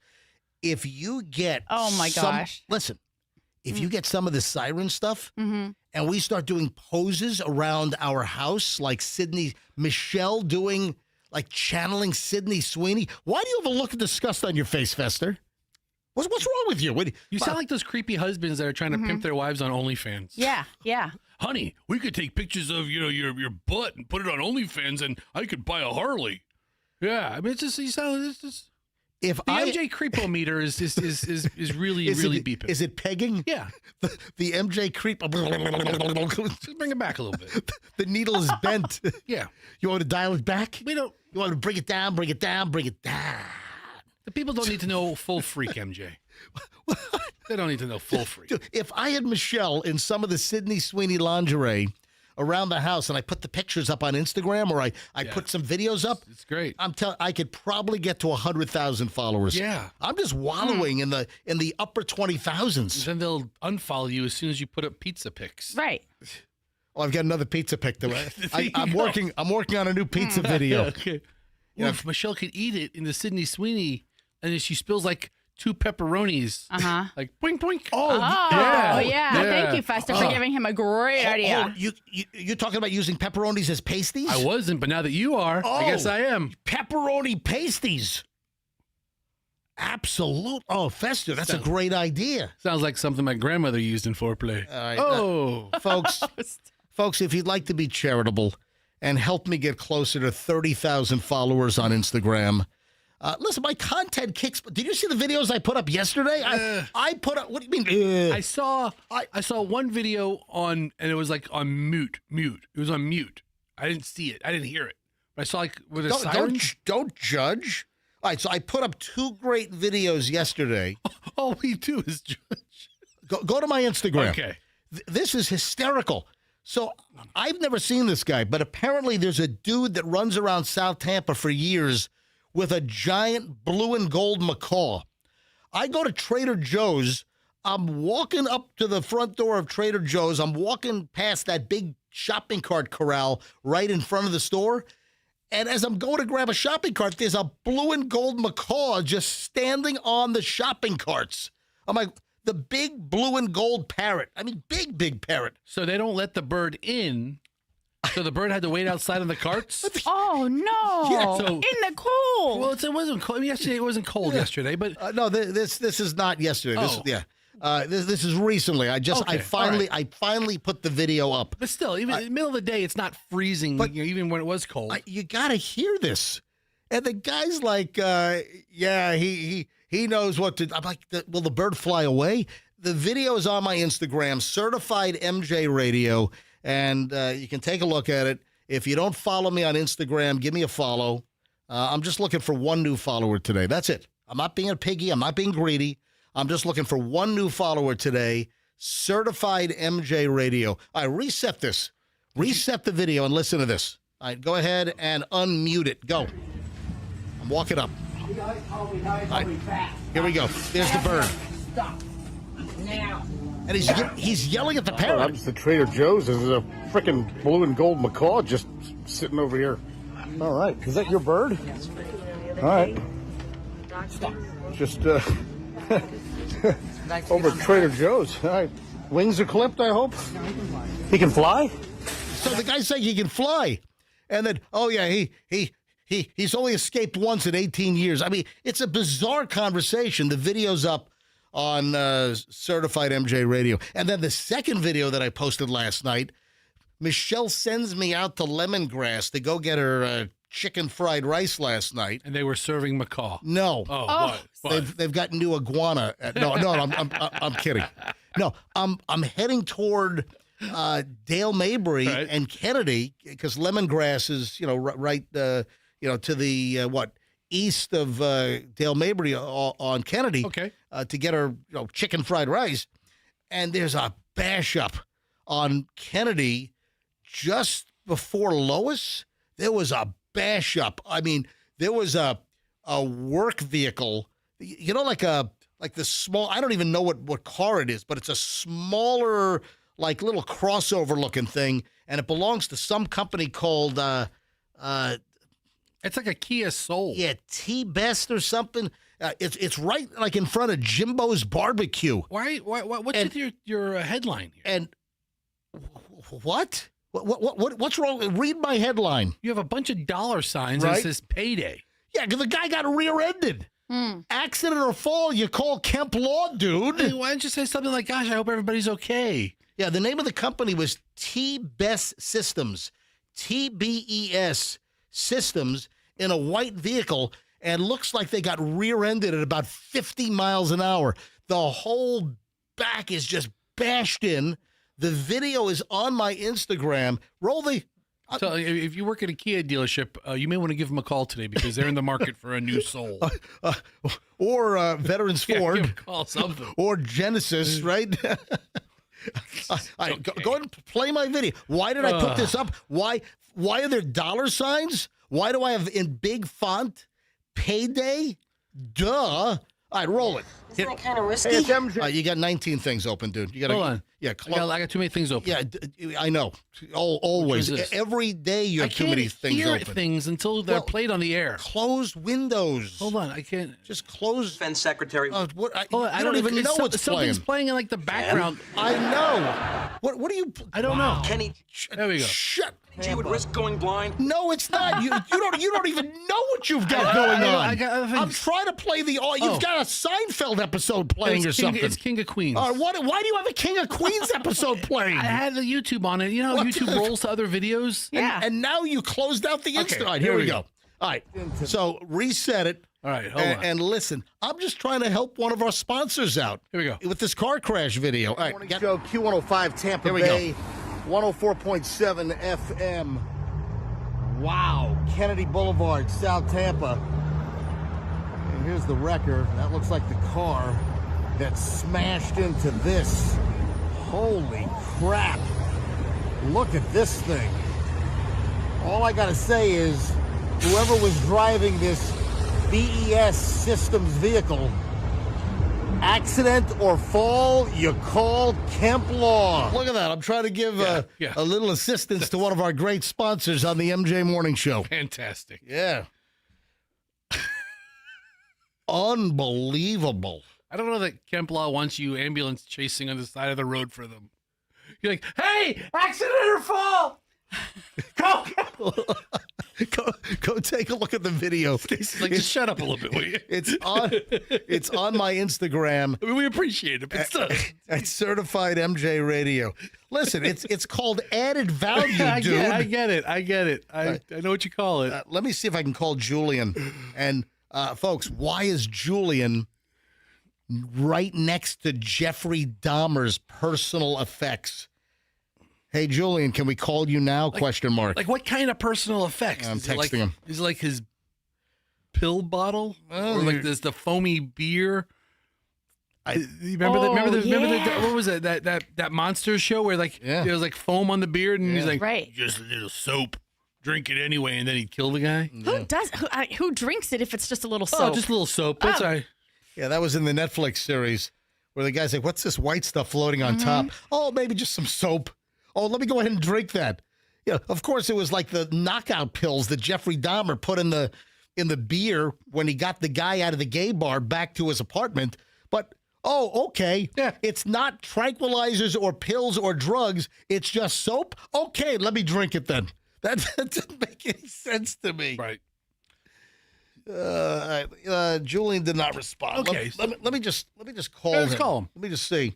What are we doing asking for permission? This is interesting. No, I wanted to see if are they on set already? It's already, he said I can call him before. It's almost 8 o'clock in the morning. He said I can call him before 8:15. So let's see if he's available to take the phone call.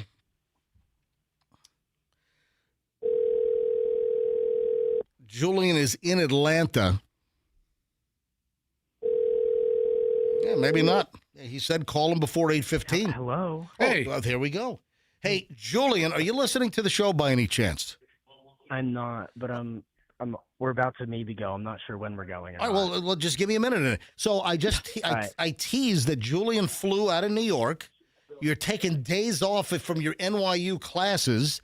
You're in Atlanta, and here was my tease. Why is Julian with Jeffrey Dahmer's personal effects? Why am I? Yeah. That was the teaser. I thought you were gonna talk. Yeah, I'm about to say because you were doing all this talking already. But Julian, what are you doing in Atlanta? I'm working with a fellow listener. Yeah, the guy. Yeah. I'm working on a project with the guy, and I'm here just with the.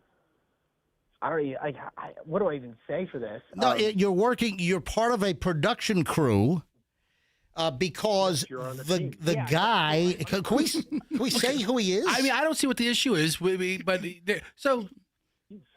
yeah, Bill, he says you can say it. Yeah, so Bill, longtime listener of the MJ Morning Show, who also has a relationship with serial killers and people on death row, and we kind of met him maybe a year and a half ago. He's in some kind of production work, and Julian got involved with that. Yeah, and that has brought him to Atlanta, and Jeffrey Dahmer stuff is there. So Bill has been working with a very well-known documentary filmmaker who's done some big projects. Ken Burns. And then, it's not Ken Burns. Oh, okay. Wow. Bill, knowing that Julian is a film student, Julian was introduced to the documentary filmmaker, and Julian has now worked on multiple projects for this particular, serial killer themed documentary, which could end up on Netflix.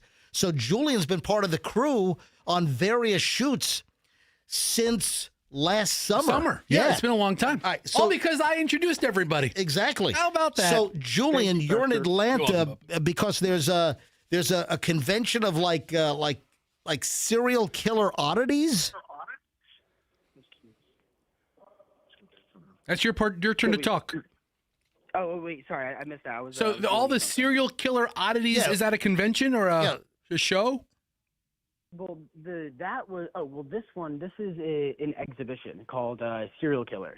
Yeah, there's an exhibition in Atlanta called Serial Killers, and they have Jeffrey Dahmer's eyeglasses on display. Those actual those thick. Hold on, say it again. What? You talk. What's going? Can you hear me? No, you keep cutting out a little bit. They have a whole John Wayne Gacy section. They have everything. I mean, I'm in a big warehouse. This is wow. You're in a warehouse filled with serial killer effects, memorabilia. Yeah. That's the word. So I typed in serial killer exhibition, and it came up the serial killer original exhibition world tour, and it's starting in Atlanta. Yeah, and that's where Julian is. It's very big. It was very big in Europe, and then this is their first one coming here. So all day yesterday they were putting this place up. It's it's just an empty warehouse, and then they came in and have all the wood paneling and it's black wood paneling, and it's a whole walkthrough museum exhibit.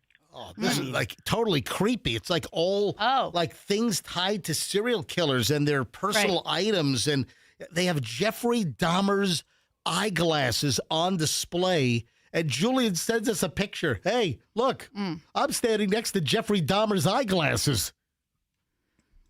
It's kind of they have a whole John Wayne Gacy section. They have and there's like a 6 foot tall, clown figure. Oh my gosh. Is that the Volkswagen that Son of Sam shot in? Oh. Dude, are you okay today, Well, Fester? no, I'm looking through pictures of there's a Volkswagen here, and Son of Sam walked up to cars and shot people. Right. So what's the wizard? He shot people in that Volkswagen, I think. All kinds of stuff. Julian, how long are you at this exhibition? Like a maze. How long are you there? I'm here till tomorrow. All right. And you guys are just shooting video, and this is all part of this potential, this documentary, which listen, it's got to be made, and this might be on Netflix, and Julian's part of the crew. Is that a real John Wayne Gacy clown suit? That's creepy. I'm not sure. I can find out. Yeah, I'm looking at pictures off of their website. I'm looking at some of the things, and they have. It looks like it's 6 feet tall of a mannequin, but it's the actual clown suit that John Wayne Gacy wore. All right, Julian, listen, have fun. I'll get my picture taken next to it. Yeah. And send it to you. Oh yeah, please do. Try it on. With Bill and I. All right, I'll talk to you later, buddy. Have fun. All right, bye. Oh my God, there's like a power saw. Who used that? I don't know, but like all these silly, and it's like a European tour, right? And they have all this like American serial killer stuff. So they reached out to Bill because they wanted to bring it to the United States, and Bill has quite a collection of unique stuff, right? Unique items from serial killers and individuals in that same lane that have been sitting on death row or have been crazy? executed. A year ago, Bill and I were talking. He's like, I don't know what to do with all this stuff. Yeah, because he has a small warehouse full of. I was like, this is a traveling road show, right? And that's what it's becoming. Right. Listen, we won't mention where he went, but I think we can mention the last trip that Julian went on because that's fascinating. Right? Is that okay? I don't see why not. I'm not going to mention where. Yeah, there's 50 of them to choose from. Yeah. Yeah. Julian, a couple of months ago, as part of this documentary, as part of the crew, flew to another state and went to death row, and they interviewed a death row serial killer that is imprisoned and is awaiting execution. And Julian goes to this prison as part of the video crew. Julian's running B camera, because he's got his own red camera. He's running B cam.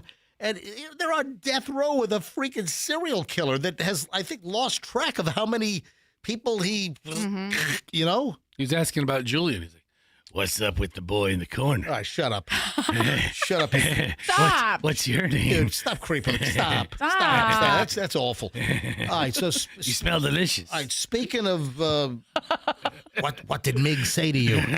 What did Mig say to you when you walked by, Clarice? All right, so speaking of Silence of the Lambs, there is something that kind of triggered kind of a Silence of the Lambsy kind of thing with this whole Savannah Guthrie deal.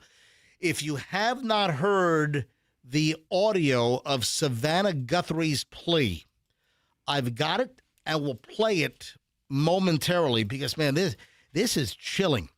We were asking, when is Savannah Guthrie going to make a statement? When is Savannah Guthrie going to come forward? Why hasn't she done any media? Why hasn't she appeared on the Today Show? And man, I pissed off a listener. Before I get to the Savannah Guthrie stuff and the audio, I got this like crazy, like disjointed email, which I don't know if the listener was, I don't know what they were doing when they wrote this. Oh. But what does it say? As we talked about Savannah Guthrie yesterday, I made a couple of statements. That, number one, I can't believe that Savannah Guthrie has not come forward. I can't believe she hasn't done an interview with her own network with NBC. And I said something to the effect of that if there was a high-profile kidnapping or there was a case that was the talk of the country, these morning shows, they are unrelenting in trying to score the exclusive interviews. So pick, I don't know, baby fell in a well, baby missing, any story that captures the national attention. You'll even have the likes of a Savannah Guthrie that would be calling the family personally to try to get the exclusive interview. I know how these shows work. I know the competition between the Today Show and Good Morning America. Because remember, we fell in the middle of it. Do you remember who was the Hiccup Girl? Was it the Hiccup Girl? One show booked her, but the other show sent a car sooner, and she went in the wrong car. They were competing for the exclusive. The Today Show had booked the Hiccup Girl and her mother. And the Today Show sent a producer to the hotel, tried to steal them to come on Good Morning America before they appeared on the Today Show, tried to snatch them out of the lobby. I mean, this is how competitive this stuff is. So, I just made the comment that if there was a high-profile story, there's no doubt that if the family was not giving interviews, that they would have, like, Savannah Guthrie call the family to try to talk them into coming on the show. So I made a similar statement like that on yesterday's program, and then I get an email, and the subject was Savannah. This came in at 10:35 last night. So this person, Robin Johnson, anyway, Robin, I don't think Robin's listening because she told me to bleep off. Oh, maybe. All right. So if anyone knows Robin Johnson, man, she must have been stewing on this all day long yesterday. Was she right? She writes, MJ, if it was your family kidnapping, why say on your show insensitively why the family hasn't been openly responsive to speak to the general public? Disgusting and unheartily you are. Anything for ratings, good or preferably not bad. Bad on you. Let's think of others, and your words are forever there for everyone to hear. Let's hope this is a happy ending and not regrettable. Of your own live on-air thoughts. Changing my station. Oh no. So, no. First of all, it's not a very fluid email. Oh, she got her point across, though. Oh yeah, I understand what you. So I just heard the last line. Changing her station. Robin Johnson, she might not be listening right now because she's all pissed at me. Robin, I have expressed nothing but sympathy for Savannah and her family. I've talked about how difficult this might be, or must be rather. This is a horrific scenario. This is awful. I clearly have empathy. But we also have to talk about the different elements of the case, and knowing how morning TV and how competitive the booking is for the biggest stories. I just made a statement that Savannah would be out there trying to get this type of story on her show. I said something like, she would want other people to talk, but Savannah needs to talk. And guess what? They did last night. What did I say wrong, Robin Johnson? I think you were just trying to point out the irony of it is that if there had been a story this big and it didn't involve Savannah or Gayle King or whomever on any of these talk shows, that yes, they would be competing desperately to get the first exclusive, speaking to a family member of the missing person.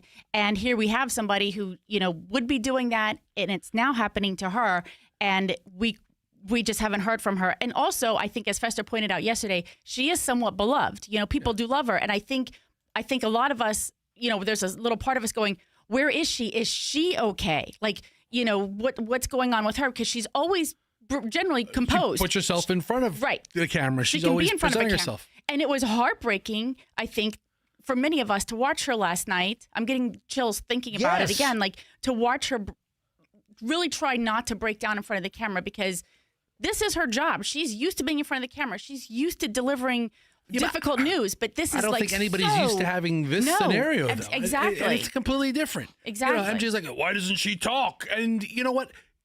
You almost made it sound like she's not working with law enforcement. She's not doing everything she can. Quite frankly, I never said anything to that effect. I'm telling you how it sounded. No, it did I'm not telling you how it sound sounded that. to Robin. No, it did not sound that. Robin Johnson has a point. No, she does not have a point. She does have a point. All right, stop.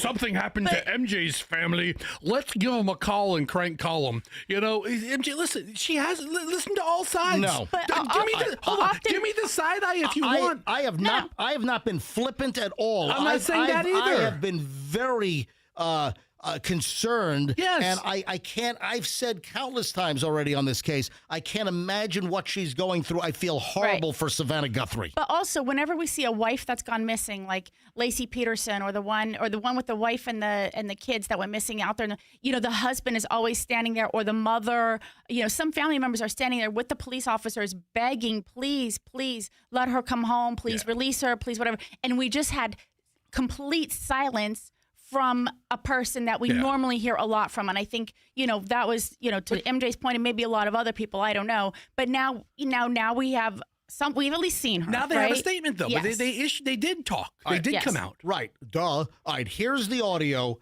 Here is the state. This came out, about 8:30 last night or so. Savannah Guthrie posted this to her social media. On behalf of our family, we want to thank all of you for the prayers for our beloved mom, Nancy. We feel them, and we continue to believe that she feels them too. Our mom is a kind, faithful, loyal, fiercely loving woman of goodness and light. She's funny, spunky, and clever. She has grandchildren that adore her and crowd around her and cover her with kisses. She loves fun and adventure. She is a devoted friend. She is full of kindness and knowledge. Talk to her and you'll see. The light is missing from our lives. This is Savannah's sister now that is talking. Nancy is our mother. We are her children. She is our beacon. She holds fast to joy. The minute I heard this last night, I'm like, oh my God, this reminded me of a huge Academy Award-winning movie. I'll get to that in a second. In all of life's circumstances, she chooses joy day after day. Despite having already passed through great trials of pain and grief, we are always going to be merely human. The sister, she sounds sedated, and I would fully understand. I can't imagine. Did you see Savannah Guthrie? It looks like, she's been crying for a year and a half. No kidding. I mean, I know, but she is a wreck. I wouldn't wish this on anybody. Just normal human people who need our mom. Mama, if you're listening, we need you to come home. Wow. We miss you.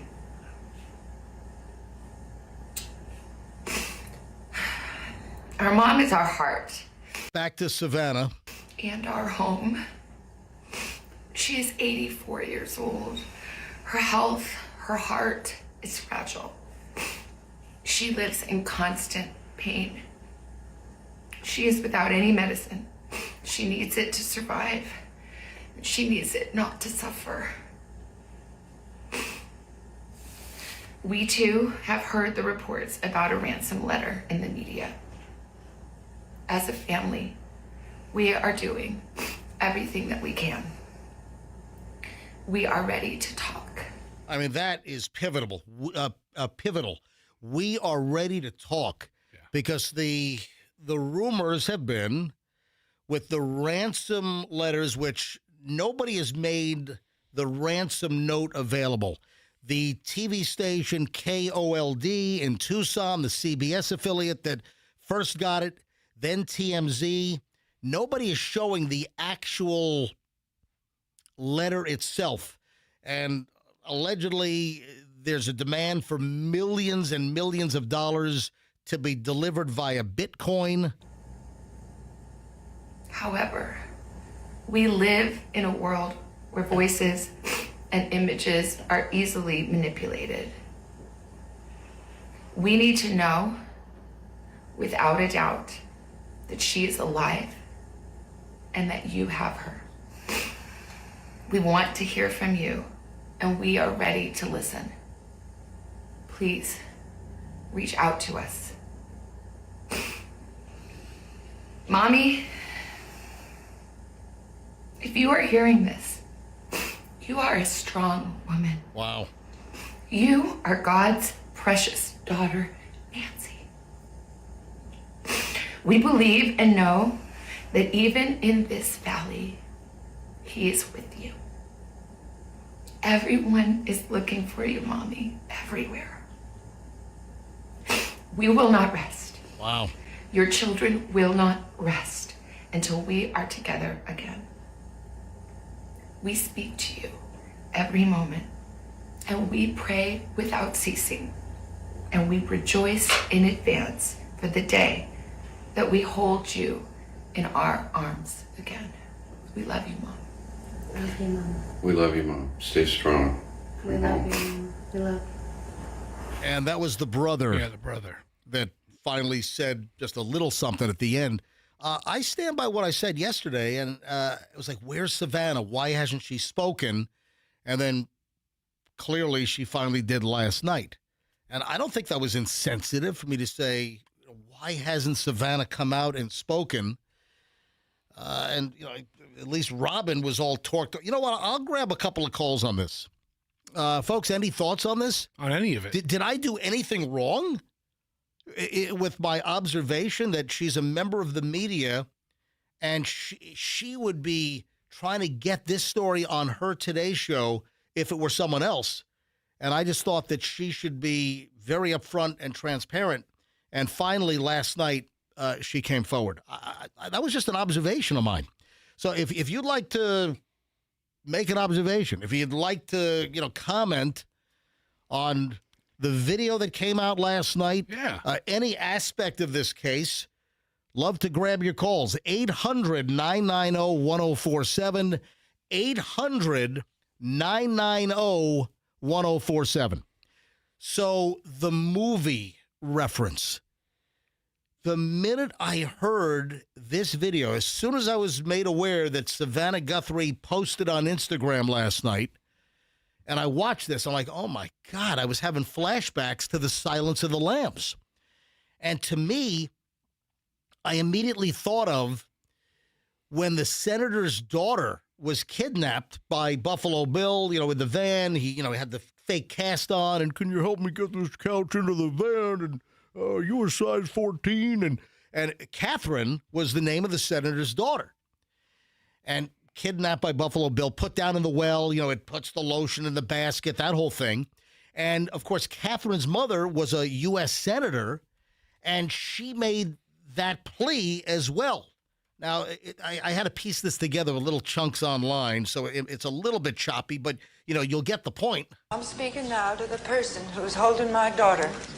Catherine is very gentle and kind. Talk to her and you'll see. You have the power.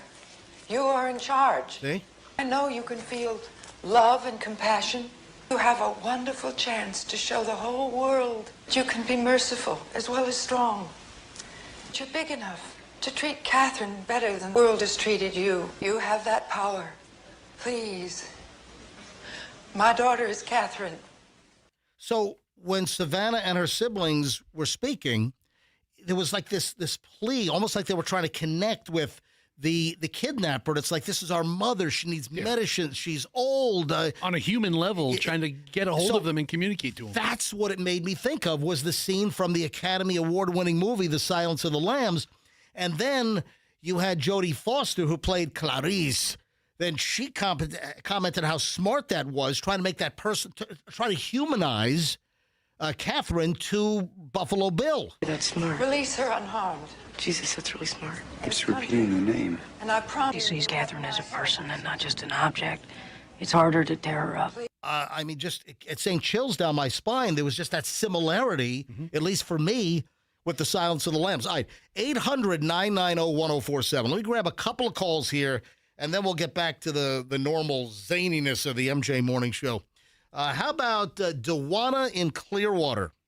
Dewana, hi, welcome to the MJ Morning Show. Good morning, MJ. How you doing? Doing well. Good. So I was just thinking, with everything that's going on in this Hey, Dewana, your phone is just awful. Oh, I'm sorry. I know my kids drop it all the time. Can you hear me now? Yeah, barely. Are you on hands free? No, I'm not actually. Okay, I go ahead. Try to make the point. Go ahead. Okay, so I was just saying, this country, everything is so crazy right now. But we haven't really had any like really good action movies or dramas or anything like that. And I feel like it's shifting to reality. You know, like the government is making the movies now. You know. Yeah. There's a lot of drama in the country right now. Hold on, I'm trying to figure out. I'm not sure what she's. Yeah, what are you getting at, Dewana? I'm not sure. Like, okay, so we don't have any, like you were saying, like the scene of what's going on is comparable to a scene in a movie. Okay, all right, I get it. Yeah, I mean, it really is. So, yes, I understand that aspect, that this is so bizarre. This is like a movie plot, that somebody kidnaps the mother of a major morning network news anchor. You know, I see what you're saying now, Dewana. Thank you very much. How about Tammy in Tampa? Tammy, hi, you're on the MJ Morning Show. Hey, good morning, MJ. My question is, why has no one at all even mentioned or credited the comment Ashley Banfield, the journalist, made that there was possible claims that the son-in-law was a prime suspect? All right, so were you listening yesterday? Because we had that yesterday morning. Yes, of course I listened. After I heard you talk about it, I Googled it, and I was trying to read about it, but no one's even mentioning that. Yeah, so Ashley Banfield, Michelle, pick this up. Ashley Banfield made what claim, and then she apparently doubled down on this claim that nobody is referring to last night, right?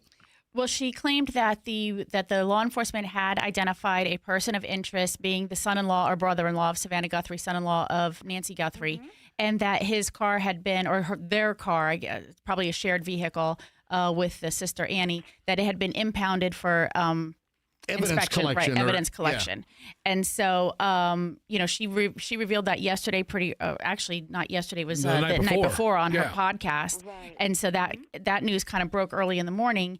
And TMZ went with it, and I did find, I think, an LA station that went with it, but it didn't. No mainstream organization really went with that, and we don't know. Like maybe law enforcement said, "Hey, tamp down on that," because they did come out and say that's not true, that they have no person of interest. Well, nobody reported it as fact. They just reported it as this is what Ashley Banfield reported. Right.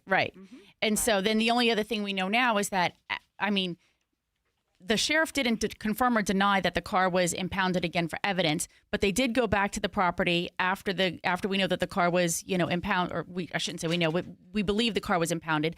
The law enforcement did go back to the house and did conduct further, taped it off and did conduct a further investigation or, examination of the premises. The exterior, they did take in somebody who is able to do some technological retrieving or recovery from the cloud system, perhaps. So, we don't know. Nobody's really confirming or denying anything at this point. Yeah, well, the sheriff also said that there was not a person of interest, so that runs real counter to what Ashley Banfield's claiming with her original statement and then her doubling down on it last night. Let me ask you a question, Tammy, because you listen apparently all the time. You heard this on the show yesterday. Did I do anything insensitive to torque off Robin? No, you did not. No. There's always going to be those little jerks hanging around, so no. All right, listen, I'm like doing like self-inspection, like I'm looking for lumps or something. No, you're good. You're good. I'm feeling down there right now. I'm trying to see if there's anything else. I don't see any lumps, but you're going to want to get this mole checked out. All right, thank you, Tammy. Have a great day.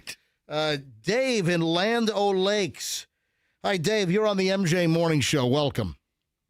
Good morning, MJ. Regular listener, and I always enjoy your show. I just wanted to make a quick comment that when I first heard about this last Sunday night, and I said to myself, wow, this is an abduction that's going to create a ransom demand, because you got a woman here, the Savannah Guthrie. I think her net worth is close to $40 million, if I'm not wrong. And I said to myself, this won't take long. They'll demand the ransom, and, if they don't pay it, they'll say that they're going to to destroy her, kill her. And I said to myself, I got to pray for this woman because she's in trouble.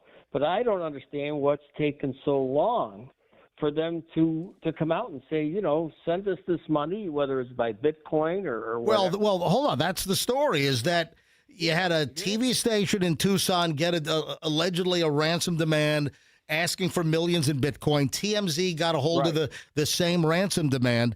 TMZ claims that they checked out the long string, the Bitcoin address, and they said that the address is a legit address. You don't know if it's some North Korea scammers or Russian scammers that are, just trying to, scam them. We don't know. Well, I'm sure they're getting a lot of that. I'm sure they're getting it daily. They're getting phone calls and texts and whatever. You can't believe everything you hear and say. You got to remember that. But they need to clamp down and find out what the hell's going on. Oh, agreed. I just think that there's different stories coming out. You got the Ashley Banfield angle. It seems that the sheriff's department out in Pima County, Arizona, is denying that. She's sticking to her guns, saying that Ashley Banfield says that her sources are impeccable, that somehow the brother-in-law of Savannah Guthrie, Savannah's sister's husband, is somehow tied to this. She's sticking by that, but we're not getting anything of that nature from law enforcement. Thanks for the call.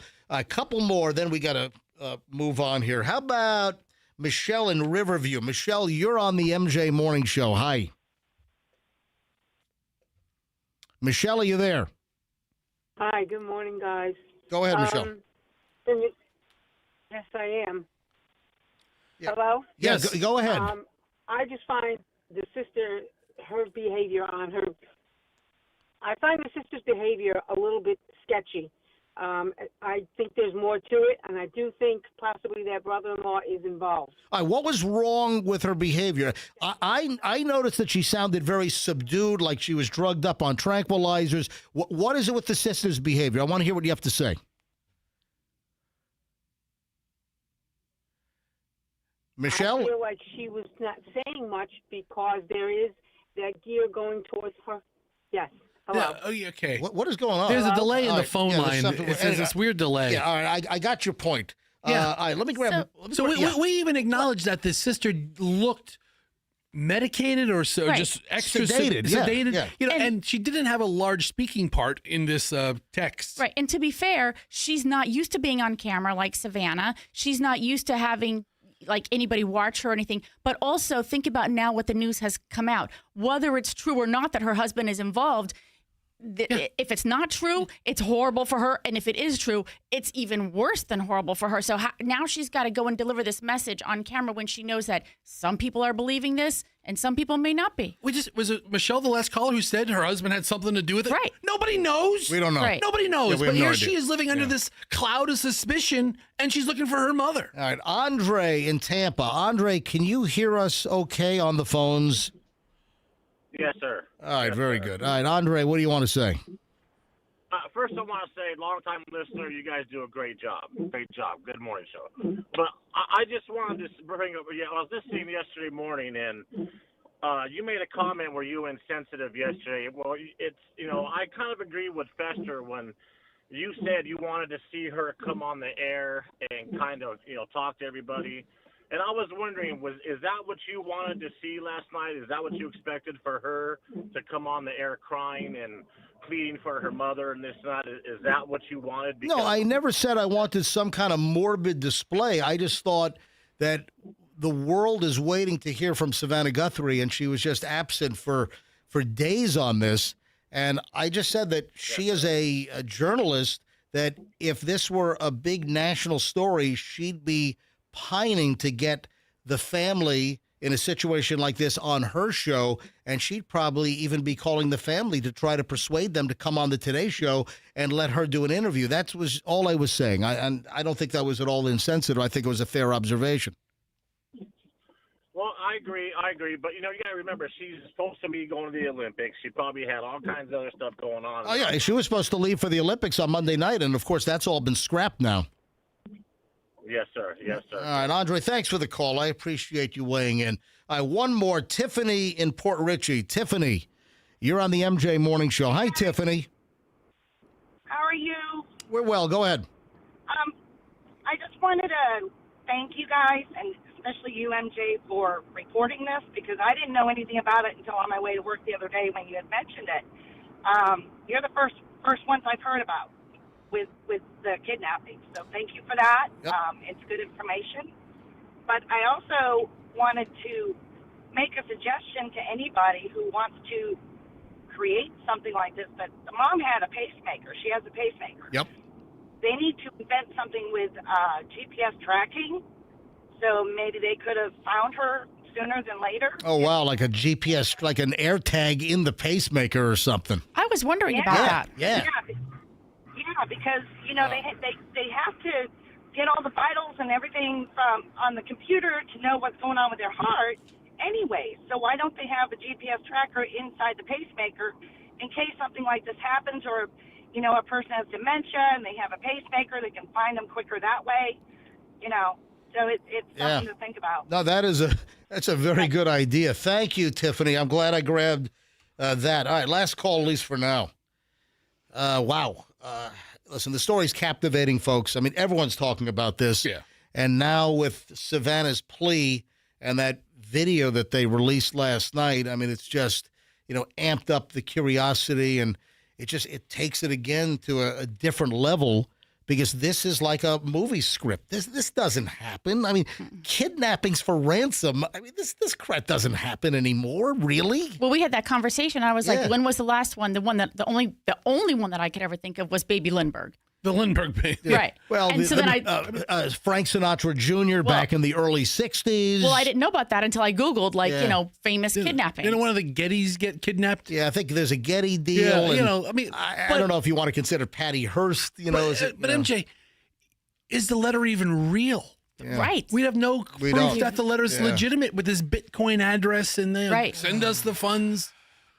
But then, allegedly, in the ransom demand, allegedly there were details about something in the house or what Nancy Guthrie was wearing that would be specific, that would demonstrate that they did know what they were talking about. And then, Michelle, what the backlash on the $2,500 reward? Oh, my gosh, because the sheriff's office issued a $2,500 reward for tips that lead to uncovering or discovering who might have information, you know, regarding who took her, where she is, or whatever. And people are just really angry about that, knowing that, again, you know, that Savannah is worth a significant amount of money, which may be the whole reason she's, you know, in this situation.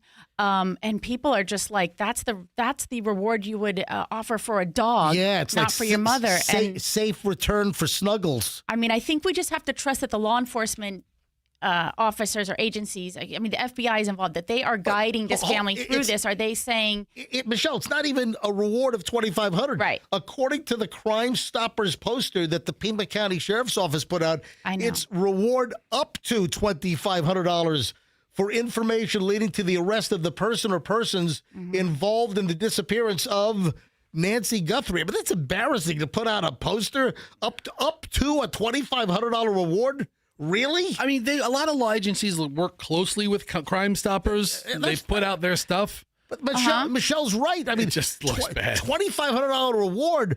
That's like what you offer for the return of Wiggles the Shih Tzu. You know?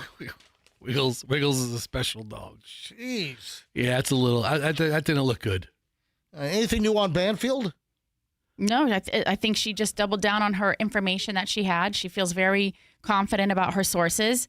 And that's it. And I mean, and to add to it, there was, you know, the FBI, I guess, had some agents over at the Sister Annie and this Tommaso's property. And it looked like they were engaged, I guess, in a conversation for several hours, and then the agents left. And so, you know, it just like every little element heightens the suspicion that, you know, this person might be involved in something.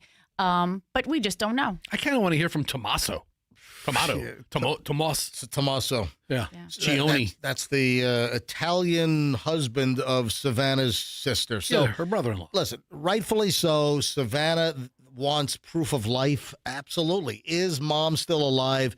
prove to us that mom is alive. I mean, where could she be? Where would she be held? I mean, is she in a plywood box buried in the ground? Is she in a basement somewhere, like some spooky, Buffalo Bill James Gum basement? And, where the hell is she? So they're also looking at, like, Today Show super fans or stalkers. Mm-hmm. You know damn well, like, NBC security, they have a list of stalkers or people that have made threats or are just a little uncomfortable, maybe showing up all the time at the Today Show, maybe trying to give gifts. Yeah. You know that these networks have internal security departments that definitely keep track of individuals that could be a threat to their star anchors. Now, we do not have that here at Beasley. I'll tell you that right now. We don't have super fans or we don't have security. No, that's why all the morning shows are armed. We're our own security. Oh, there's 5 morning shows in this hallway. We're the wrong one to come busting into. Yes, there's several in the building. Several in the building. The wrong one to bust into. Wrong one. Yeah.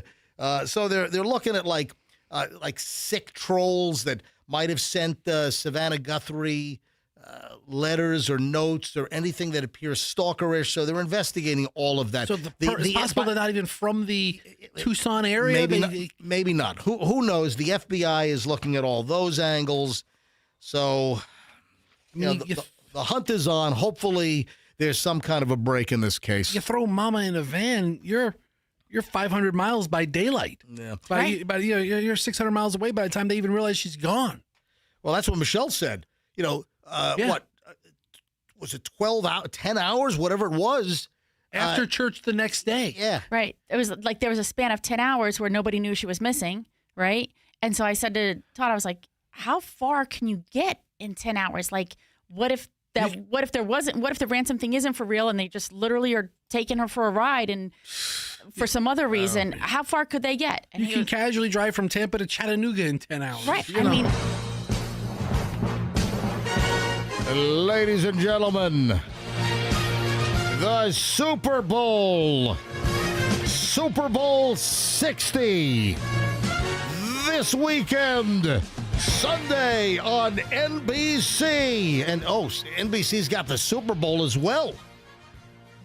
Wow. I just thought of that. What? The whole Savannah Guthrie thing, Today's Show, and NBC's got the Super Bowl. You might want to reconsider a Super Bowl party this year. Why? This is a warning, folks. Special warning from the MJ Morning Show about large Super Bowl gatherings. Think about it, Fester. Was it because of the flu season's really bad and we all might get all COVIDed up? Yeah, that's right. Why are you mocking it? No, I wasn't mocking it. That was my sincere voice. I didn't say COVID, but the flu. It sounds like 2020. 2021 Super Bowl. Don't gather with your friends. You all might get the mung. I'm just saying you might want to think twice that the flu is still running rampant. And the number of people getting knocked on their butt by the flu. I'm just saying, you go to a big Super Bowl party, it could be a super spreader flu event. Listen, I'm just saying. You thought that dip was delicious until. You might want to think about it. Yeah. What? That delicious dip. Somebody double dips. Oh, yeah. Before you know it, everybody's getting sick. Yeah, it's pretty much airborne. But, I'll sneeze right on people. All right, so tomorrow's a big day here at the MJ Morning Show. Tomorrow is a massive day here on the MJ Morning Show because the Super Bowl egg test will be back. Yes. Are you just going to yank the microwave out of the kitchen again and stink that thing up when the eggs explode? I don't think we have a petty cash account to reimburse me if I bought one. So, yeah. I'll just take that one and wash it out as best I can, and that's it. They've got a GoFundMe account for paper clips around here now. They do. They do. I mean, you're saying it like it's a joke, but why you? I know. Well, it's not a joke. They do. So tomorrow morning, we will bring the microwave into the studio. So make sure, I don't know how the electrical outlets run in this new studio. So make sure that you get an electrical outlet and run that thing way down the hall. I don't want to short this room out. Yeah, I have an extension cord that we're going to use, and it's going to be plugged in down the hall. All right, very good. So if you don't know the deal, it's the Super Bowl egg test. We've been doing this since the 1990s, and the prediction history is pretty damn good. I mean, the Super Bowl egg test has been right most of the time. 2 raw eggs go into the microwave. They go on little pedestals. Typically, we use the inner wheel of a roll of Scotch tape. We place the eggs on the rolls of Scotch tape, little egg holders, and we put a logo for each team. So one will be for the Patriots, one will be for the Seahawks. We start the microwave, hit about 5 minutes on the timer. We hit start, and then the thing spins around. The first egg that explodes is the loser. The surviving egg is the winner. And all I can say is if the Super Bowl egg test does not have Seattle left standing, I think the test might be wrong. Why could you say that? Because all of the experts are saying that it's going to be a Seahawks win. Okay, so experts don't know. I mean, they're wrong all the time. All right, so you think if the Super Bowl egg test shows that the New England Patriots are going to win, you think that there's a good chance that the experts are all wrong, yes, and the Patriots will win because the Super Bowl microwave egg test on the MJ Morning Show in St. Petersburg, Florida, called the shot. The dumbest part of any sports show is when they go to the guys to pick the games because they don't know. They have no idea. What if Sam Darnold breaks his leg the second play? Chloe's complaining. About what? Dad, that was a really weird transition from Savannah Guthrie to the Super Bowl. I didn't want to acknowledge it, but it was. Like you totally interrupted Mom and Fester. Yeah, I mean, we're deep in the weeds with the Savannah Guthrie stuff. There's no subtle end, and it's like, this weekend on NBC, they're playing the horns all of a sudden. You know what? I played the... Yeah, really weird. All right, did I cut you off, Michelle? You know what? What? You know how you can improve this? What? You should watch the Today Show because Yep. I'm sure they're covering it, Right. and then they probably make a transition. You should make some notes. and Michelle, no. I'm typically, come on, I've been doing this for a long time. Al Roker cuts him right off. All right, enough about Savannah's dead mom. Oh, I'm sorry, kidnapped mom. Dude, what is wrong with you? It's okay. What the hell? What's wrong with you? We hope she's alive. We hope. What's wrong with you? We hope. Enough about that. God, I want Savannah Guthrie's mom to be returned. Yes. What if she's returned during the Super Bowl? During the halftime show. Does NBC cut into their own coverage of the Super Bowl? Or what if the kidnapper returns her to the halftime show? Right in the middle of a Bad Bunny. Bad Bunny. Right, exactly. Listen, we're all hoping for the safe return of Savannah Guthrie. Okay, I apologize for a janky transition. That was rough. Typically, I'm good at it. Typically, my segues are okay. Typically, they are good. But you have your moments. I'm a broadcast professional. So look, we were talking about it for half an hour. I just thought it was time to move on. On to football. Yes. Because we're your one-stop sports shop. No, we're not. The egg test, I believe in that more than I believe in any of these prognosticators. Okay. You know, I'll take the Seahawks. I'll take the Patriots. I'll take the Seahawks. Blah, blah, blah, blah, blah. They don't know. Hey, did you see the video? If you haven't seen it, you got to bring it up. There is a dude, a father driving drunk out in Colorado. The cops pull him over, and the guy has his kids in the trunk of the car while he's driving drunk. Did he think that was a safer place for his kids to be shoved in the trunk of the car? This is insane. Out of Denver, if you want, I have the audio. You can just look at it because I'm going to play the audio here in a second. In body cam video released by police, the driver confessed his 3 minor kids were shoved in the trunk of the car in Colorado. Westminster is right in the Denver metropolitan area. Guy was driving erratically. I guess, he's swerving all over the road. And he was arrested by police after officers finally pull him over. They walk up to his window, and the guy reeks of alcohol. Total alcohol blast coming out of the car. The cops had no idea at this point that there'd be more to the story.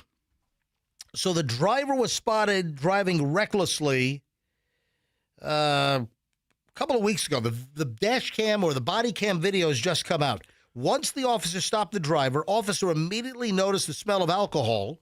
According to the press release from the Westminster, Colorado Police Department, the driver, who they have not identified yet, denied consuming any alcohol and told cops that the smell was coming from his Zins. Oh, the little nicotine pouches. Nicotine pouches, yeah. Yeah.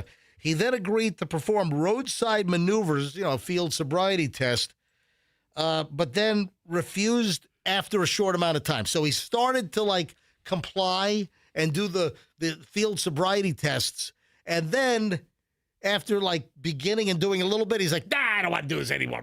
So he says no. Just take me to jail. Yeah. So body cam video from the officer shows law enforcement putting the guy in handcuffs before asking the man something to the effect, so you have 3 kids hiding in the trunk?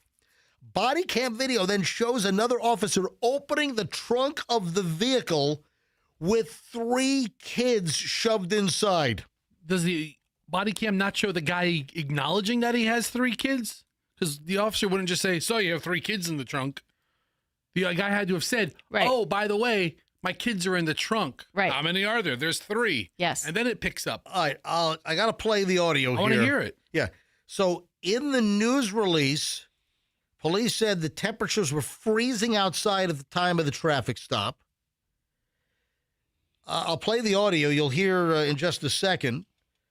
The driver was arrested on suspicion of DUI, reckless driving, failure to provide a valid insurance card, 3 counts of child abuse because the kids were shoved in the car, in the trunk.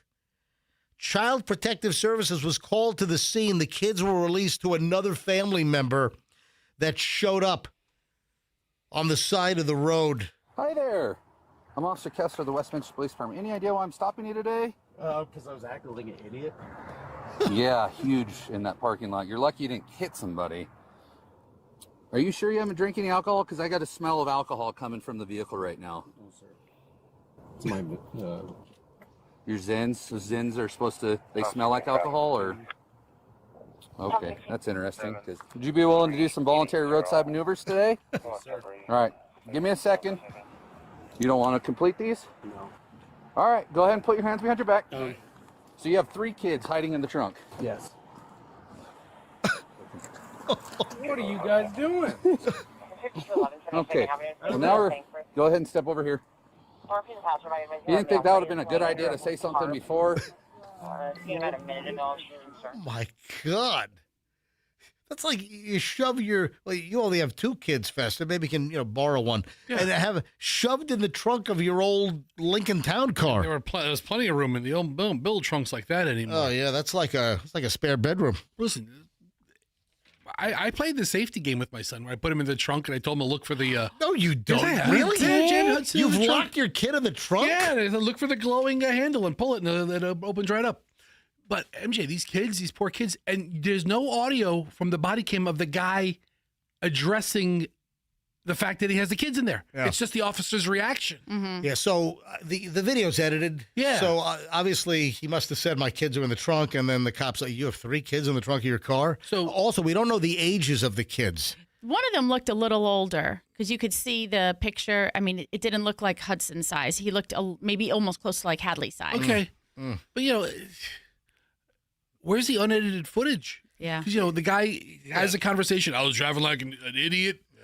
And then he doesn't do the sobriety test or he stops halfway through. He had to have said once he got cuffed and he realizes he's being escorted to the car, oh, by the way, I have 3 kids and they're in the trunk. And that officer was cool as a cucumber the whole time. Yeah. All right, this is a little disturbing. Did you see the story of the guy that dived into the deep fryer at Olive Garden? Have you heard about this story? This is insane. Michelle, do you know about this? No. Fester, have you heard this? I'm trying to think what's deep fried on the Olive Garden menu. Mostly pastas, right? How about fried calamari. Okay, yeah, I guess the All right. calamari. All right, fine, the calamari Yeah. fry. Good point. Okay. This is nuts. An Olive Garden employee did not make it. Oh, no. He thrusted his head into the deep fryer in what police categorized as a suicide attempt. Suicide by deep fryer in the Olive Garden kitchen in Pennsylvania? I can think of a million ways I'd rather go. Oh my God! Listen, I'm sorry. I mean, I did I warn folks? I don't know if you gave a warning. So this happened Friday afternoon at the Olive Garden in Williamsport, Pennsylvania. What's famous about Williamsport, Pennsylvania?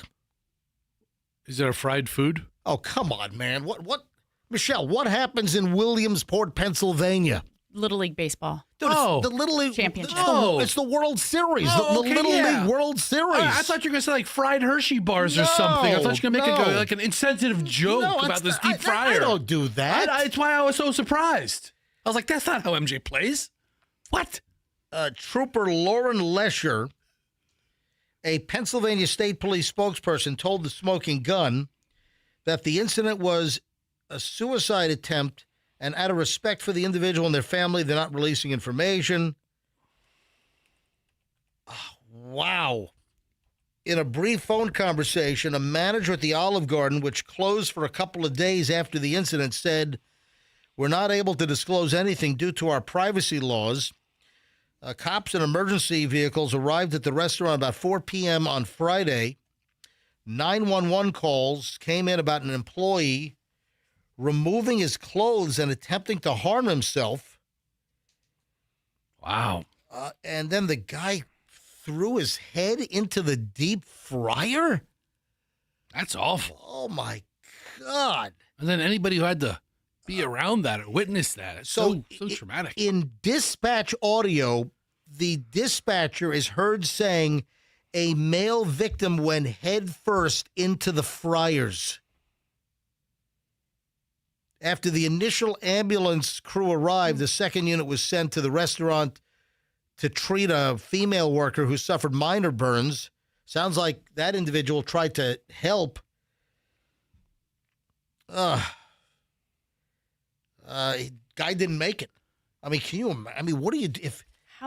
How long did that take? Like, he had to hold his head in there, right, Fester? Like, I don't understand how... Does he pass out instantly from the pain and shock? That is nuts. Oh, I mean, and God. do you get rid of that fryer? Do you call the restaurant supply company and order a new fryer?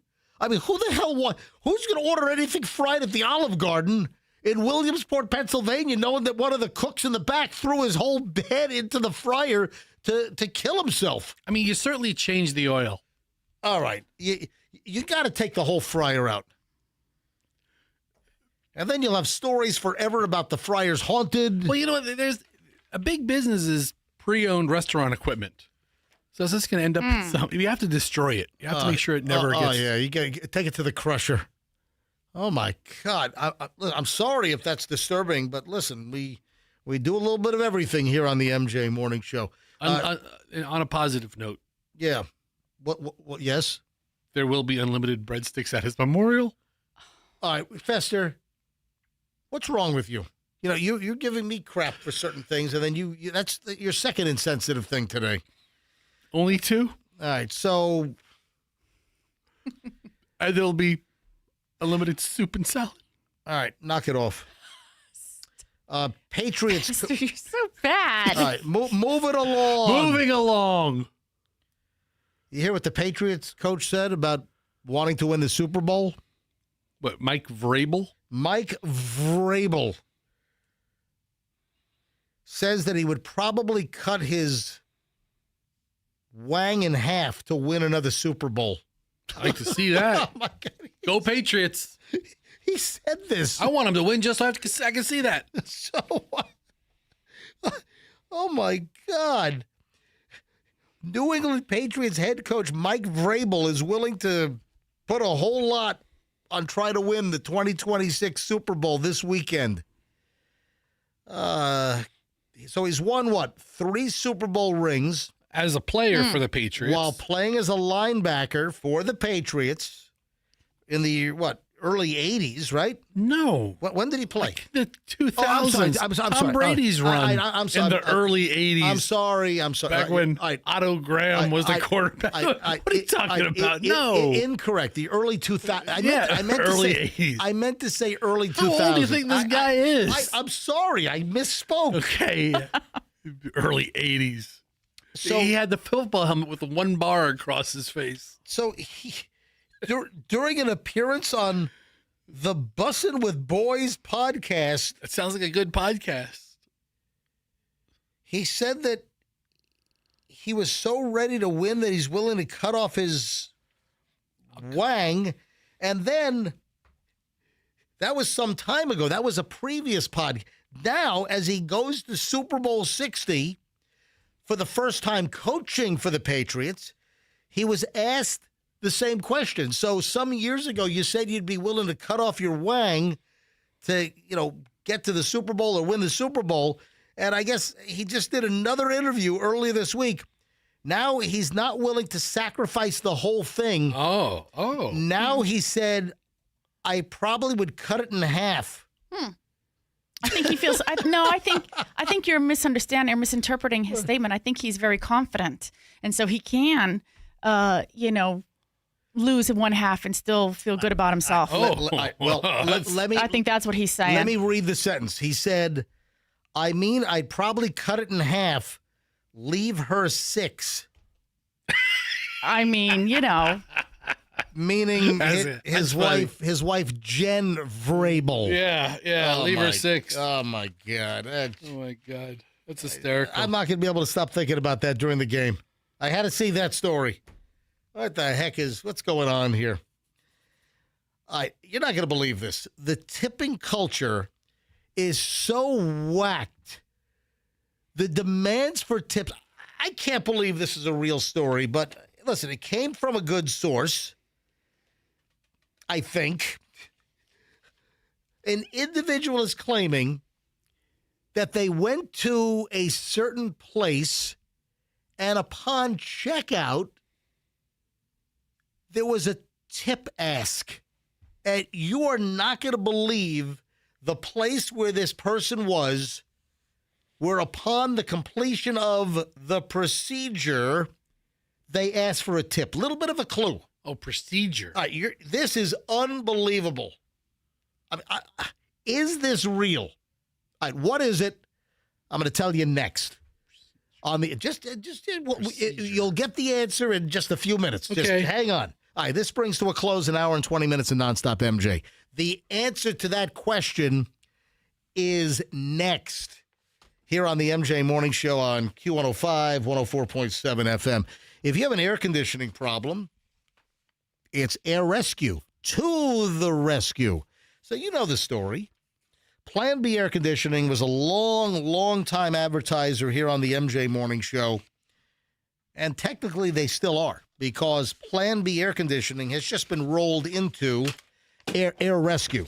So I just dropped the mouse. I need that to go to commercials. Hold on. Hey, Andrew, can you find the mouse? Can you? I don't know. Oh, holy. Hang on, I got it. Hang on a minute. Hang on.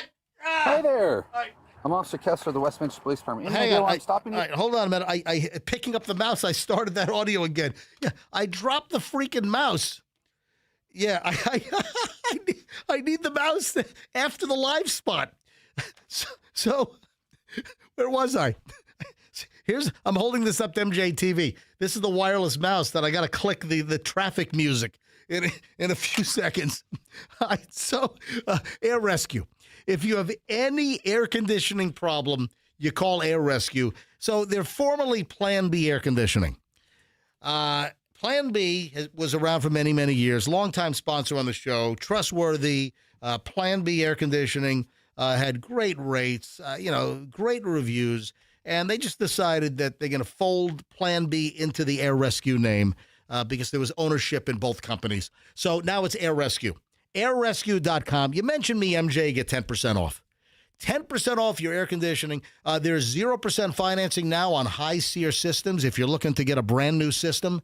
Plan B Air Conditioning is now Air Rescue. AirRescue.com, 888 never wait, and tell them that MJ sent you. Mark Spain wants to sell your home. Hey, it's MJ from my friends over at Mark Spain Real Estate. And this is the company that you choose when you want to move, want to sell your home, have no showings, no open houses. I mean, just getting rid of the stress and the hassle. If you're looking for a hassle-free, strong, all-cash offer on your home, it's Mark Spain Real Estate. In fact, Mark Spain Real Estate sells over 4 homes every hour. It makes them the most experienced real estate team in the U.S. You can trust them to sell your home hassle-free and for maximum value. Mark Spain Real Estate performed a miracle for me. It was a seamless deal. I was pessimistic after another realtor failed in selling my home over a 6-month period. Mark Spain Real Estate had an offer within a few days. That's according to Richard. When it comes time to sell your home, folks, it's a no-brainer. It's Mark Spain Real Estate. Go to markspain.com. Get a guaranteed offer on your home today. That's markspain.com, and start packing. Why did I need this mouse in my hand right here? Because I needed the mouse to start the traffic music. MJ Morning Show, back in a minute. In Hillsborough, we have a crowd.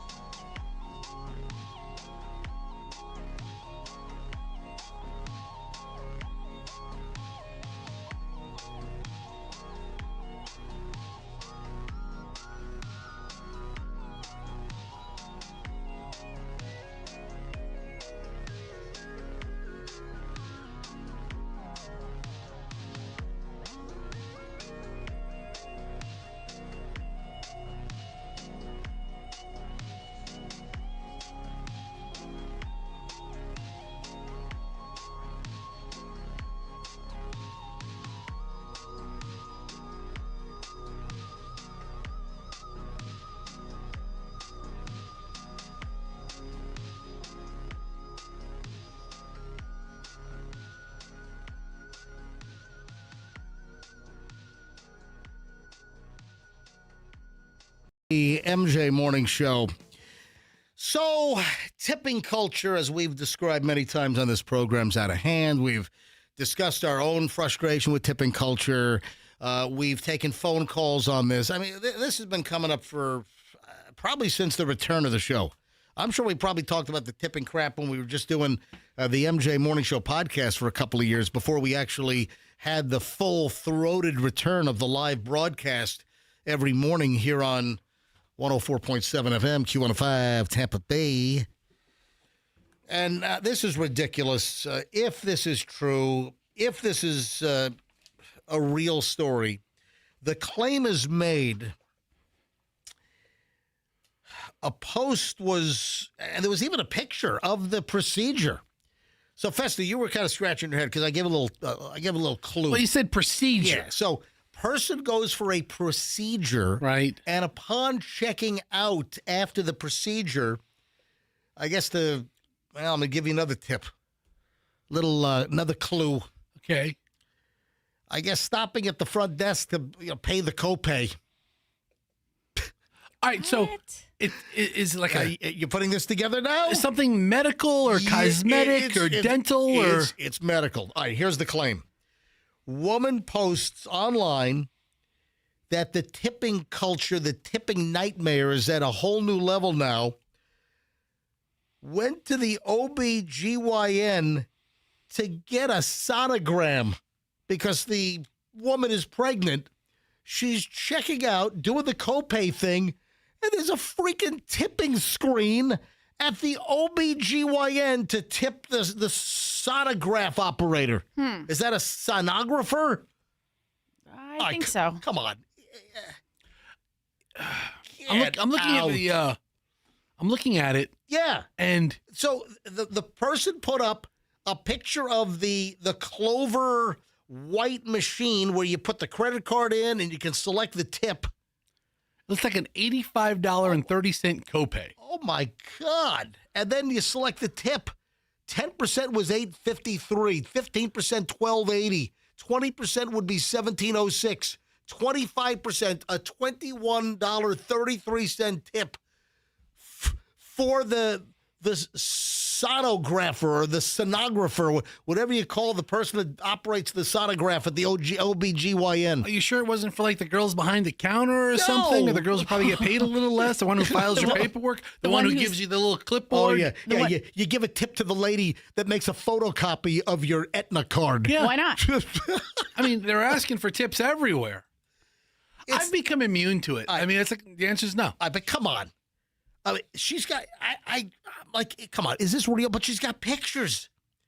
She's got pictures of the tip screen, and she even posted a picture of, like, the sonograph as well, of her little bun in the oven. No, this is not okay. An OBGYN office should not be asking for tips. Yeah, it's probably right. I don't leave tips unless I'm at a sit-down freaking dinner in a sit-down restaurant and I'm getting real table service.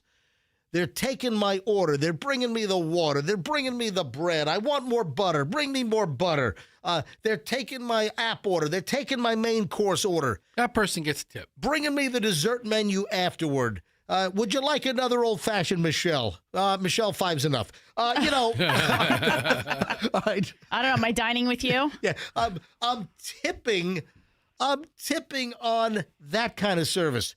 I'm not tipping when I walk up to a counter, place an order, and they're going to hand me a bag or a tray that I take myself to my table or I walk out with to my car. Yeah, but these people are a little different. They showed you black and white images of what your baby's going to look like. Oh, that's worth a 22% tip. Yeah. Oh, I'm going above standard. Let me hit the custom button. This is ridiculous. Beyond if the story is real. But listen, they have pictures that apparently show, you know, it looks like one of those little medical checkout counters with like a Corian countertop. Yeah, you could tap her in the corner and just takes your card. The person behind the counter has a sonographer sweater. A sweatshirt on, yeah. Anyway, what a crazy story. Oh, Michelle, Have you decided where Michelle and MJ date night is going to be tonight? Are you guys off tonight? Yes. Wasn't it Wednesday? Well, because we went for pizza on Tuesday night. Oh. So we both had a little craving for some pizza, and I found out about that new Neapolitan place here in St. Pete, near like Kenneth City and Leelman on 54th Ave. There's a new wood-fired Neapolitan Napoli pizza shop called Monte, Monte. And these dudes are from Italy, and it is good. So just if you're looking for a good, like, Napoli-style Neapolitan pizza, it's Monte, Monte. It's in a little shopping center next to, like, a burger pub. Okay. And it was good. That's awesome. We'll be back. I'm telling you, St. Petersburg is becoming, it's the pizza capital of the whole area. That's why I have that little ID that says, live from St. Petersburg. Between Cipolla Rosa, the pizza truck at Hawthorne Bottle Shop. He does a great pie. Pizza Box, Violet Stone. And now you got this Monte and others. I mean, St. Petersburg is a hot spot. So where are you going to go tonight? So we went on Tuesday night, so we skipped date night Wednesday. Okay. And I said, let's just do it's just a bonus on Tuesday. So let's do date night tonight, Michelle. Mm-hmm. And why don't you pick a spot right now, live on the air? Go. I really couldn't think of one. I got to contemplate it.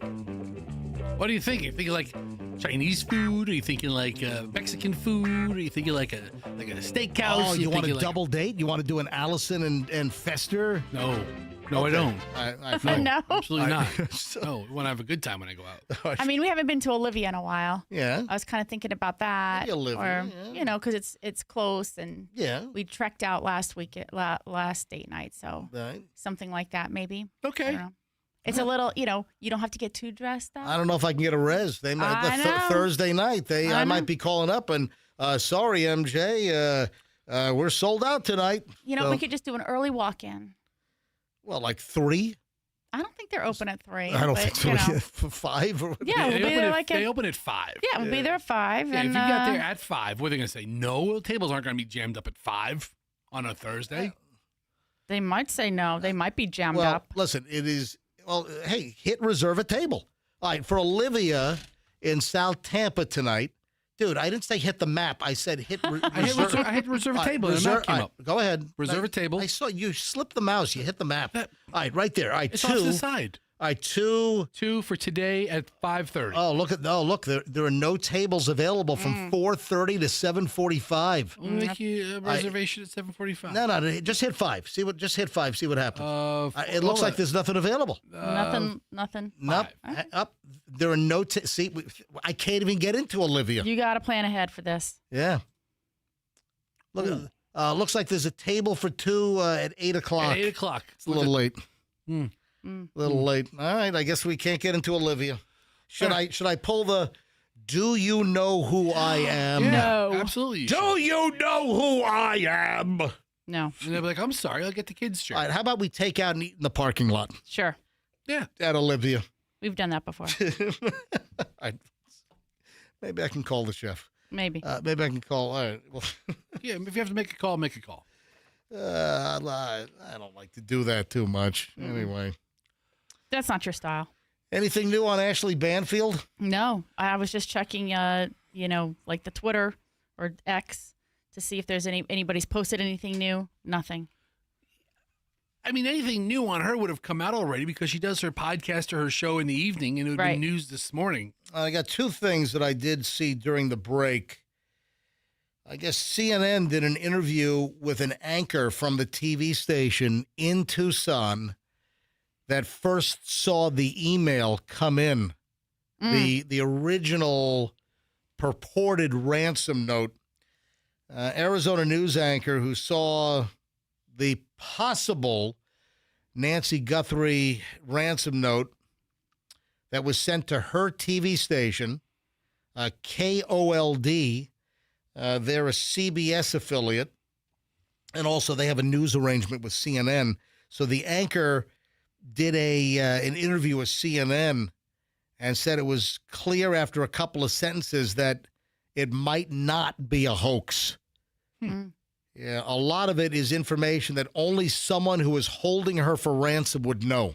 So this is now what the anchor, or one of the anchors, Mary Coleman, is an anchor for KOLD CBS 13 in Tucson. And again, quote, during her interview on CNN, that it was clear after a couple of sentences that it might not be a hoax. A lot of the information is that only somebody who is holding her for ransom would know. That's a little chilling. Some very sensitive information and things that people who weren't there when she was taken captive wouldn't know. I mean, that does seem to change the picture a little bit here.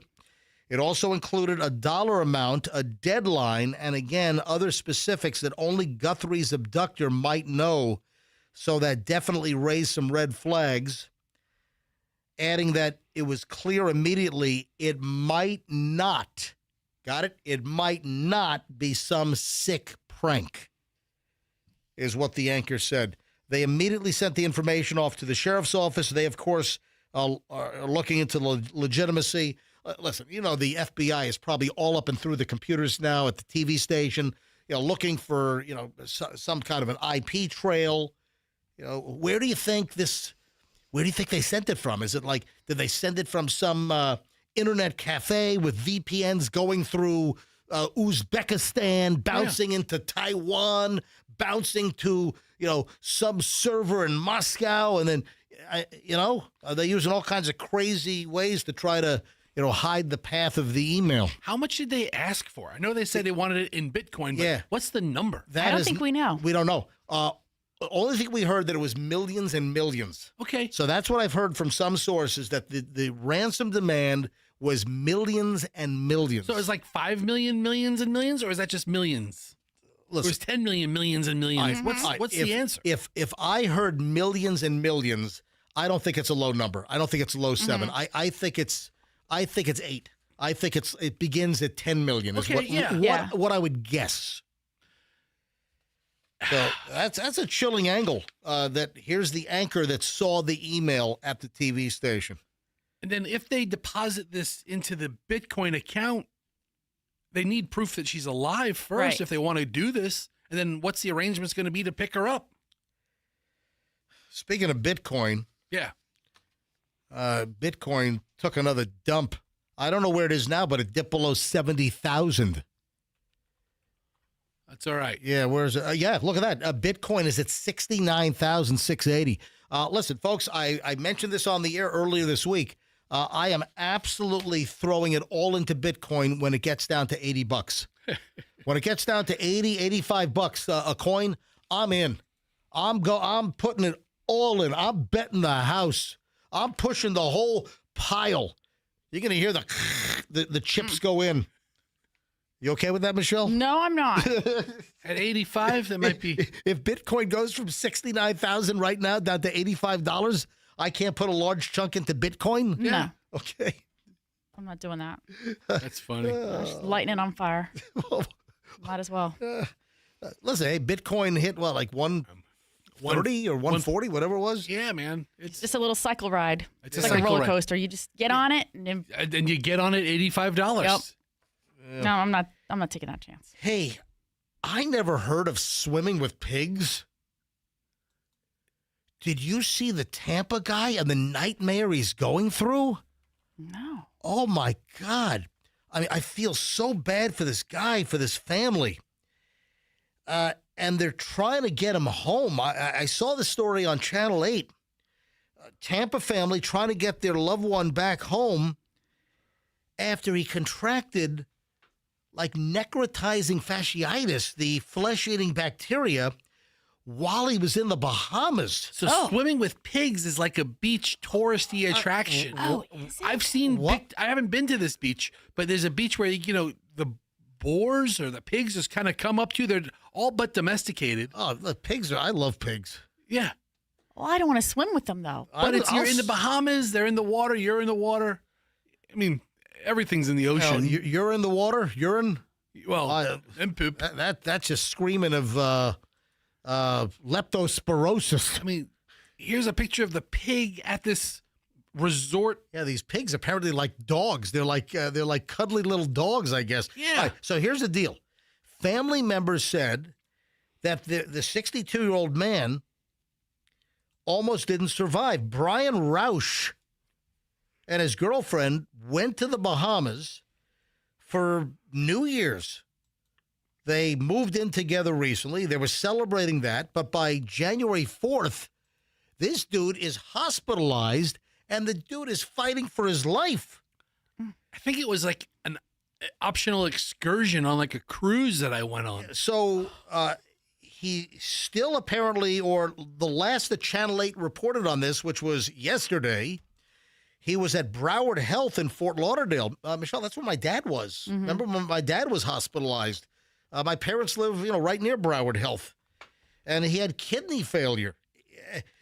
He has a little bit of heart damage. He has a number of secondary infections from being in the hospital so long. Brittany Roush said he can't walk. He can't use most of his limbs right now. His daughter, Brittany, said that while he was in the Bahamas that he tripped. He scraped his ankle and then did the swimming with pigs. Oh. Attraction. Yes, that's what I'm looking for. Experience. A word. It's an experience. Yeah, it's a... You get to swim with pigs at this beach in the Bahamas. So he cut his leg, and he got some kind of a bacteria in the water, and that has produced the flesh-eating bacteria. My God, I feel awful. And they can directly attribute it to the pigs? I don't know. I don't know if it's the pig specifically. I mean, it could be any bacteria from anywhere that entered his body after he scraped himself. It doesn't necessarily have to be the pigs that were in the salt water, in the crystal clear Bahamian water. So when he and his girlfriend left the Bahamas, got back to Fort Lauderdale, he became violently ill, unresponsive, rushed to the hospital. His ankle erupted with blisters in front of them, and the doctors suspected this necrotizing fasciitis, the flesh-eating bacteria. Oh, poor bastard. They got him into emergency surgery. They tried to drain fluid. And now his lungs, his kidneys, his liver all failed throughout the week. Rouse said her father was given less than a 10% chance of survival. They gave him a low chance of survival. Everything had to go right for him to get there. She highlighted how hard he's been fighting in the hospital. Now he's on a slow road to recovery, so it looks like he's going to survive, but he's on this slow road to recovery. I mean, they're hoping that they can move him. So he's beaten the odds, apparently, as far as, But he's not out of the woods. No, he's not. So now they're trying to move him from Fort Lauderdale to a rehab facility in Hernando, in Spring Hill. Yeah, closer to home? Yeah. And they think that he could be in a rehab facility for up to 3 to 6 months. That's crazy. Listen, if you'd like to donate, I'll donate. I'm happy to. I'll donate some money. The Roush family, they're looking for your help. So if you would like to help the family, you can donate and just send an email to helpbriansrecovery@gmail.com.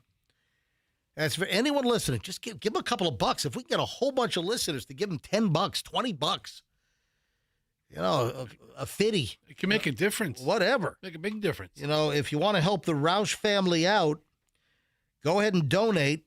Email them at helpbriansrecovery. helpbriansrecovery@gmail.com. Fester, do me a favor. Try to book them for tomorrow. Okay. See if you can get the family on. Let's give them another spot on the show tomorrow to give Brian a helping hand. That's crazy. In the recovery. Wow. Yeah, I mean, like, you've never seen pictures of like the Bahamas? No. And it's like these No. hairy pigs or boars. No, I've been to the Bahamas a couple times, and I've never heard of this experience, Fester. Swimming with pigs. I think it sounds great.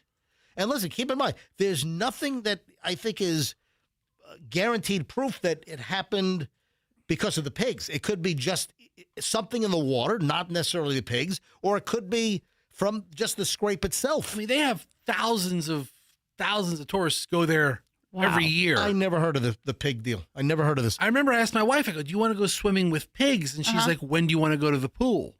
Stop it. And I'm like, oh. I want to swim with the manatees. Yeah.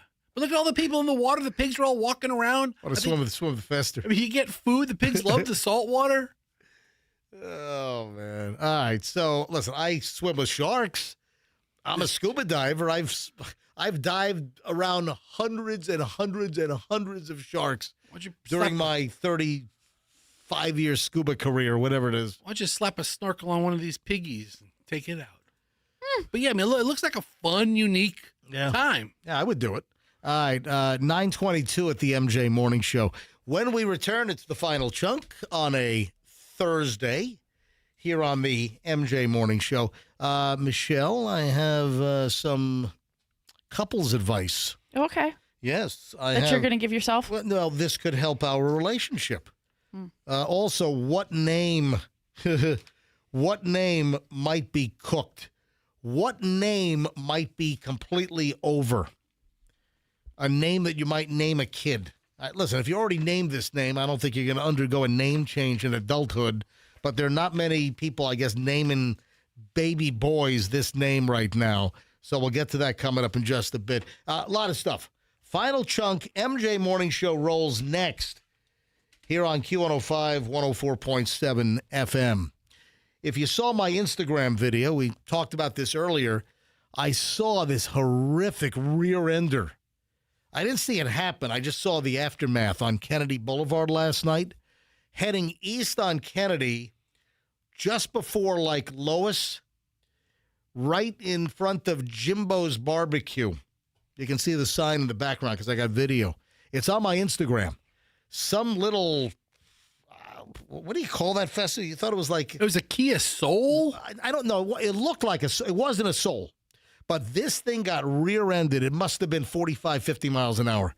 So I have the video. The video is on my Instagram at Certified MJ Radio if you want to see it. And I stopped to get video, and I was yelling, "Accident or fall, you call Camp Law." No, I didn't yell. But seriously. You thought about it. On the video, I did say, hey, this is a payday, man. Hey, if you were driving that vehicle that got rear-ended, call Kemp Law. Again, folks, it's simple. Accident or fall, you call Kemp Law. Let them recover for you. You don't pay a dime until they recover. It's KempLaw.com and tell them that MJ sent you. The air conditioning in your house breaks. Or more fittingly these days, the heat in your house breaks. And if it does, you call Air Rescue. Da-da-da-da, Air Rescue, to the rescue. So Plan B Air Conditioning was our longtime sponsor on the show. But all their vans got rear-ended. No, I'm kidding. Plan B Air Conditioning, it's just been folded into Air Rescue. So Kenny, who owns Plan B Air Conditioning, also an interest in Air Rescue, they just decided they simplify one company, one name. Air Rescue's been around for over 70 years, a great reputation, quality service, honesty, integrity. And now you call airrescue.com. 888, never wait. Mention me, MJ, 10% off your tab, off your bill.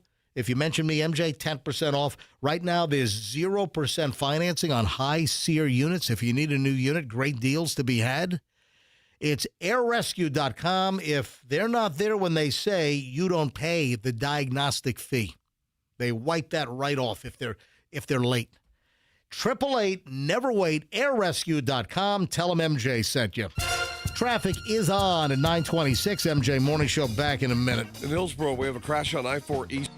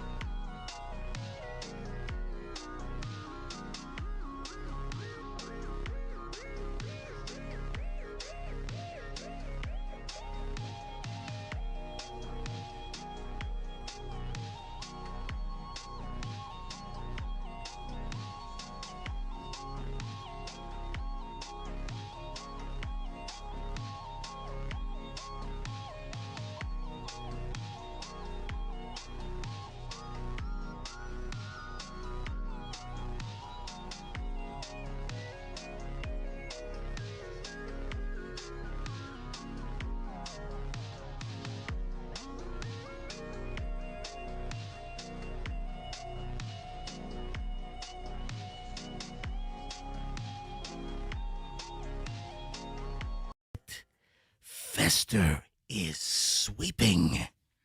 Michelle, shh. Hey, Andrew, do we have any lullaby music? Can you give me the lullaby music? Look at MJTV. All right. Hey, Andrew, do you have Fester on MJTV? You have it? All right. Give me some lullaby music quickly. On 27. I think we have the lullaby and good night. Andrew, you have it? I was looking for it. What should we do? Should we just let him sleep? Michelle? Yes, let him sleep. I'm sorry. I was just reading something. It says Craig Melvin pulls out of Olympics coverage.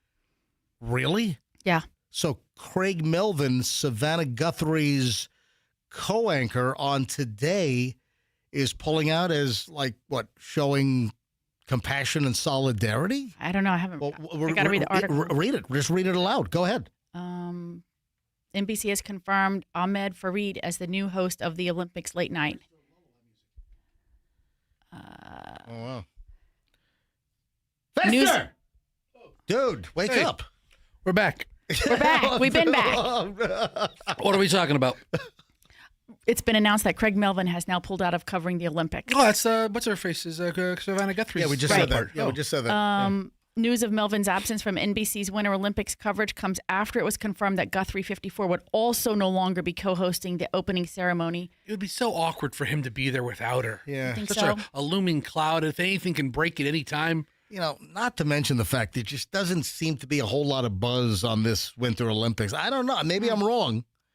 I got a couple of Olympic stories in the pile. Get to that in just a bit. So, Michelle, with our date night tonight, the question is, do couples who drink together really live longer? What does the science say? So if we sit down at dinner, we have a nice glass of wine, or what do you love for me to make for you? Your old fashions. Do you like my old fashions? I do. You make a good one. Good. I didn't know I liked old fashions till you made them. Yeah, so if you like my recipe, first of all, don't use janky ice cubes. Come on, don't use like the chips of ice or whatever the crap comes out of your ice maker in your fridge. No. Get yourself a nice big square, the big chunky ice cube mold. Yeah. And pour your own big giant ice cube so you have a nice big single cube sitting in your tumbler, all right? And if you want to go really wacky, then you can get the devices or learn how to make your ice cubes so they're crystal clear without the air bubbles or the cloudy look. No, I'm not that fancy. All right, so here's what you do. And then I'll get to the science. If you want a great old-fashioned, like Michelle loves me to make for her, first you go to Lucan's, all right? You go to Lucan's. They have like 8 locations, and you go get yourself a bottle of Rittenhouse Rye. That's the secret, man. I'm telling you. Rittenhouse Rye, like $30 or less. I think it's under $30 a bottle. Rittenhouse Rye. Not expensive. And it's great. It's part of the Heaven's Hill group. They make great stuff. Heaven's Hill. So you get yourself some Rittenhouse, you go to Lucan's. From the Heaven's Hill group. So I'm going to give Wasn't you... that a cult? No, that was Heaven's Gate. Oh. All right. So not affiliated. I'm going to tell you how to make one, and then you go ahead and scale it up if you want. First of all, Michelle bought me for my birthday about, what, was that 5 years ago? Maybe. Michelle bought me a Japanese crystal drink beaker. So I mix the old fashions in the beaker. Oh, it's great. So here's the deal. You got to have some simple syrup. Okay. So I make my own. I use, I use a couple of teaspoons of, maybe a teaspoon and a half of sugar. I pour just a splash of sparkling Saratoga water in. I mix it up. So I dissolve the sugar in a little bit of sparkling. So I make my simple syrup. Then I pour in 2 ounces of the Rittenhouse Rye. Right. And then I use 2 drops of Angostura bitters and then 2 drops of Regan's orange bitters. All right? I mix that thing up. I've got the swizzle spoon, the little twisty spoon. Just mixing away. Mixing away in the beaker with the big, tall bartender spoon. Mixing. And then I pour it over the ice. I then shave some orange. I go ahead and rub the orange around the rim. So a little rim around the rim. All right. Yeah. And then I drop in a Luxardo cherry. And boom! Delicious old-fashioned. Are you telling me this so I can make my own? Yeah, I mean, in case he dies or something. Oh, stop. Oh, my gosh. Yeah. Stop that. Hey, pull the tape from, what is this, the 4th, 5th? What's today? Today's the 5th of February. 2/5/26. MJ gives his farewell. His farewell old-fashioned recipe. Old-fashioned recipe. I hope you don't kick the bucket, but if you do, we have it. Nobody wants to sit around and be like, hey, how do you make this? Okay. All right, so the bottom line here is, do couples who drink together really live longer? Research found that couples with similar drinking habits enjoyed better marital satisfaction and live longer, with light drinking linked to the best survival rates. Sharing meals together proved equally beneficial for couples, with studies showing increased happiness, improved mental health, stronger social bonds among those who regularly dine together. Health experts caution that while synchronized drinking habits may strengthen relationships, just be, careful, and it's all about moderation, and it's light drinking. Of course, drink responsibly. Don't become like an alcoholic or something. Exactly. On the weekend, we typically have our look, Fester's looking up the large silicone ice cube molds. Do you have one of these? I don't have that particular brand, but I have something similar. I'll get you one for dude. Your birthday just came. Yeah, damn it, dude. all year. I have 2 that make 6 each. Oh, that's a nice looking maker. This is a 4-pack. Yeah, I have 2 6-packs. So I make 6 big square ice cubes at a time. You have the round ball maker? No, I don't have a round ball maker. Okay. No. I think we do. You just don't use it. I like the square cubes. Okay. Listen, round balls are nice. I prefer the round balls, honestly. So you'd rather have round balls? Yes, I'd rather have the round balls. Well, if you'd like the round ball, I'll find me the round ball maker. Okay. And I'll make some. And if you really want to get fancy, you freeze like a cherry or orange peel in the middle of the cube. I'd like it with an orange peel in the middle. All right, so Michelle makes it tastier. Not only do we, on the weekends, we'll imbibe with an old fashioned and then sit down, watch a movie in the home theater, and open up a bottle of wine. So listen, and we're doing date night every week now. This week we're actually going to be out twice together because we're doing date night again tonight. Fantastic. Yeah. So it looks like we're going to be living long and happily and healthily. Very good. All right. Well, please make a note of it. What name is like totally shot to hell? I got to be honest. I don't know. I think this name was kind of on the decline. On the outs? Yes. Yeah. I mean, it can't be something as obvious as like a Karen or something. Well, because that's like too obvious. Right. No, first of all, it's a male name. Oh. It's like my name, my real name, Todd. Not a lot of baby Todds out there. There's no kid being named Todd today. I bet you in the last year, there's been absolutely no Todds were named in the United States of America. There probably was, and the parents are probably idiots. In 2024, there were just over 100 boys named Todd. Really? In the United States. Todd is a primarily historically popular one-syllable masculine name of British origin, meaning fox. I didn't know that.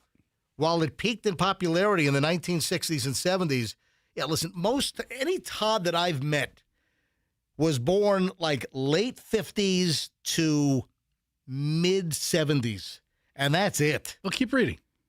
It has become quite rare for modern babies. Yeah, with just over 100 boys named Todd in 2024, making it a unique classic choice. So I guess in 2024, a couple of years ago, there were 100 baby boys named Todd. Would you like the exact number? No, It's no. 108. 108. Thank you, Fester. Did you just dig a little deeper with Google AI? That's what it said. You want me to dive deeper? Yeah, Dive. I know. That's why I said it. It currently ranks as of 2024 as the 3,403rd most popular name. All right. So what is the name? What is the male name? I'll go with Todd. No. Oh, Adolf. No. Well. What? Nobody's dropping that anymore. That was a very common name. I still can't believe the meat tenderizer's named Adolf. Adolfs. Yeah. I mean, it's out there. Well, it was between Adolfs and Wilhelm. I don't know. So, all right. Go ahead. What's the name? Just tell me the name. Jeffrey. Yeah. The whole Jeffrey Epstein is kind of reigniting this. And I thought Jeffrey Dahmer would have finished it off, but no. Jeffrey Epstein, though, apparently is really sticking a fork in the Jeffrey name. Also, Jeffrey's kind of an older classic name, you know? Yeah. No new Jeffreys. I was going to say, what? The Adolf's meat tenderizer is between Adolf's and Himmler's, you know? Or anyway. So, yeah, Jeffrey's done. Never to be used again. Yeah. I mean, it's certainly on the big decline. Do you think that if you are pregnant and you're considering names, and Jeffrey happens to be one of them, maybe you're married to a Jeffrey, maybe it was a grandfather's name or something, and you tell your friends, like, we're thinking of naming him Jeffrey. Do the friends say, oh, should you rethink that?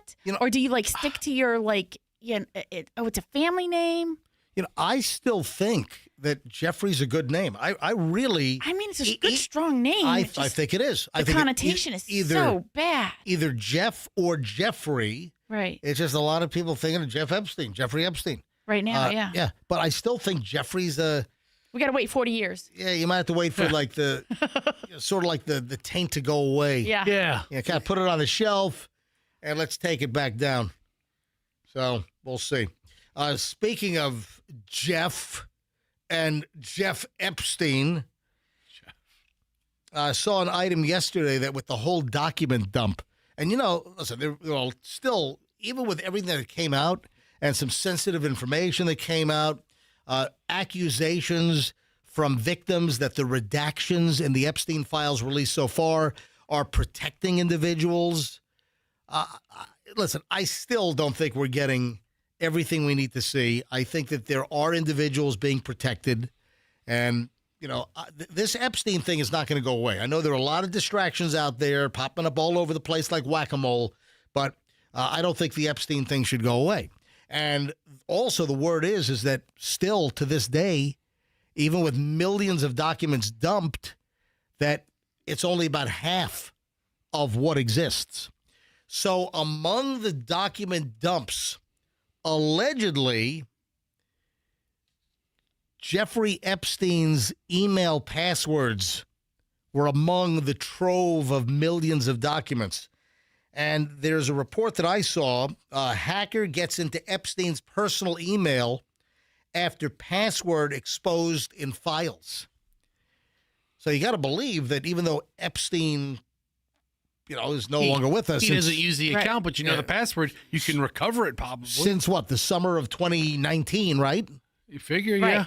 So, there was another email that had been, I don't know, released or whatever, and somebody who's very, computer savvy or program savvy, they took all of the emails and they put it in a Gmail that you can go and visit, and it looks like you are in your own Gmail, but it's his Gmail, and you can search it for whatever you want and search for the to, the from, the topic, or whatever. Yeah. And Julian and I were poking around in there and just what in the world is happening? I mean, to go through all the documents that have been done, I don't know how.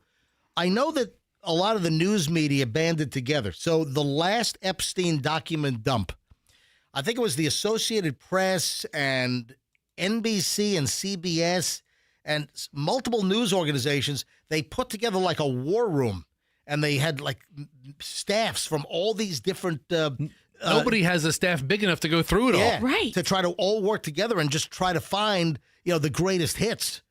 I don't mean to be insensitive, but, the best stuff. And I don't think they've still gotten to everything at this point. So Redditors have claimed that they've hacked into Jeffrey Epstein's Outlook email address using a pretty obvious password, which was mentioned in the files. Reports claim passwords from several of Epstein's accounts were included in the recent files release, including his Outlook, Yahoo, Apple ID, and some other services. One online user posted, "I'm in Epstein's Outlook. What should I look for? I got in using this information from the files." Several others online said they too were able to gain access to the accounts with the information in the files, including the passwords #1 capital I Island, Ghislaine, Ghislaine, and Gen12, lowercase Gen 12, according to the hackers. There's not much information yet on what's in the account, but if access was available from information from the files released last week, it could provide even more insight. And some folks are even posting screenshots of what they've, found. I don't know if it's anything major. I was on the Reddit board for Jacksonville. Yeah. Oh, yeah? Right? And there's an email from like 2000, looks like 16, from looks like an Ann Rodriguez or something like that. It's kind of blurred out, but you can see it says, "I found 3 other boarding schools in Florida that's 6th to 12th grade. I'll have somebody contact them in the morning." And it goes down and lists 2 schools in Jacksonville and 1 girls' school in Melbourne. Wow. So, oh, my God. Is this like recruiting possibilities for Ghislaine Maxwell? In Florida. Oh, my God. See, I think everybody who has an email like that, they ought to be questioned by the FBI. Oh, I don't know absolutely. why we are not doing that. And then all of Epstein's credit card transactions have been a part of this dump. And they're finding out where he went to eat. And it's like somebody points out he was in Jacksonville for 7 days in 2006, and he only ate at fast food places. Here he is eating at Wendy's. He's eating here at Longhorn Steakhouse. He's eating at a place called, here he's at Bennigan's. Oh, yeah, that's an American Express bill because it looks just like mine. He got some gas at a Chevron. He ate at McDonald's. He ate at Chili's. You're making my blood boil. This is in Jacksonville. Yeah. In 2006, but all of his transactions, his credit card statements are part of this. He saved everything. Of course, he has every statement. Look at this. October 24th, 2006, Wendy's restaurant in Jacksonville, Florida, $4.96. I don't think you're going to Wendy's and getting a meal deal for $4.96 anymore. That's probably, $12 these days for a drink, fries, and a burger, right? I mean, unless you got a couple things off the dollar menu, who knows? I don't know what the promotion they were. Maybe like a Dave Single or a Baconator. Who knows? Yeah. Or maybe you just got the nugs. Yeah. Michelle, did you give me a look? Did you need something? No. Did you? I thought you. No. No. Okay. All right. Hey, what's up with Nicki Minaj? She has gotten she's been in the news a lot lately. So her latest is that we did not land on the moon.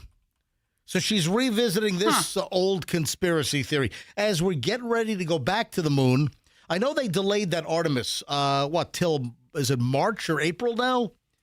I guess they found some hydrogen leak and they're gonna push it off. Hey, listen, get it right. But ultimately, they have a mission where they're going to have the astronauts circle around the moon like a big figure eight and then come back to Earth. And it sounds great.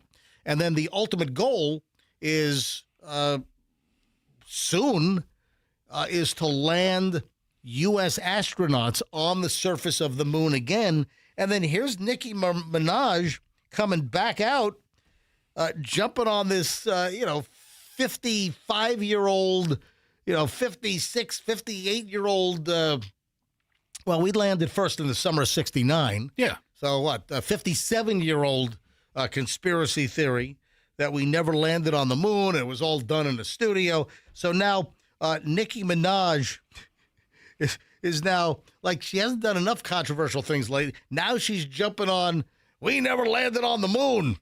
So, Nikki, just out of curiosity, if they get this Artemis going, are you going to believe that we land on the moon in 2026 or whenever this is supposed to happen? I say we send her up. Yeah. Let's go. Hey, what are we supposed to, what is the, Michelle, can you look that up quickly? The Artemis date? Yeah, no, the first Artemis, the one that was just been pushed back, till like March or April, that's a test. Now, it's going to be manned, but they're not landing. So that's going to go around, what is it, March now? Yeah, Artemis 2 is scheduled now for March 6th through 9th, following the February delay. But when are we supposed to land Artemis 2? I think it's, here it is, late 2027. So it'll be late next year is the plan to actually land astronauts back on the surface of the moon. Wow. Yep. That's exciting. Let's go back. I mean, we haven't done it since, the 70s. Seems kind of weird why we haven't gone. I think China's been there. Oh, have they? No, China has not put astronauts on the moon. Hold on. I think no people on the moon no list. Yeah, the Chinese have not landed on the moon. Yeah. Okay, never mind. Yeah. Maybe not. No, China they're trying to get to the moon. Apollo 17 in 1972 is the last. Last one. Yeah, 1972 was Apollo 17, last moon landing for humans. Yeah, the Chinese are trying to land on the moon. What about the Russians? So they haven't gotten there No, either. the Russians haven't been on the moon either. We're trying to get back before the Chinese get to the moon. And the Chinese are trying to get to the moon before we get back. But listen, bottom line is, hey, China, really, it's been there, done that, 57 years late and $1 and a yen short, whatever the saying is. But Nicki Minaj is now saying, no, we never landed on the moon. All right. Well, we did. I have no doubt about it. And last thing, you know what? I'm going to save this for, yes. Anything new? China did send something to the moon, but it wasn't manned. No, Okay. no. They sent a bunch of chimpanzees or something? No, they put a probe or something. Okay, But that's what I saw. As well as Japan and India. Yeah. So other countries have been there. No, not humans. No, none of their actual human astronauts have walked on the moon. We're the only ones. 24 humans have been to the moon. 12 of them have walked on its surface. There we go. They're all white guys from NASA. And with that, we got to go. All right. Interesting show today. I liked it. Anything else? No. I had a good nap. Yeah, I know. Yeah, we watched it. Did you have any dreams? Maybe I did. I don't know. You guys interrupted me right in the middle of it. Or any nightmares? We got to roll. I woke up. Need to drop me. Need to hit me up on the email. I'm MJ at MJMorningshow.com. I'm going to get all the moon conspiracy folks coming out of the woodwork. MJ at MJMorningshow.com. Folks, have a great day. We'll see you back here tomorrow. MJ Morning Show on Q105, and let's be careful out there.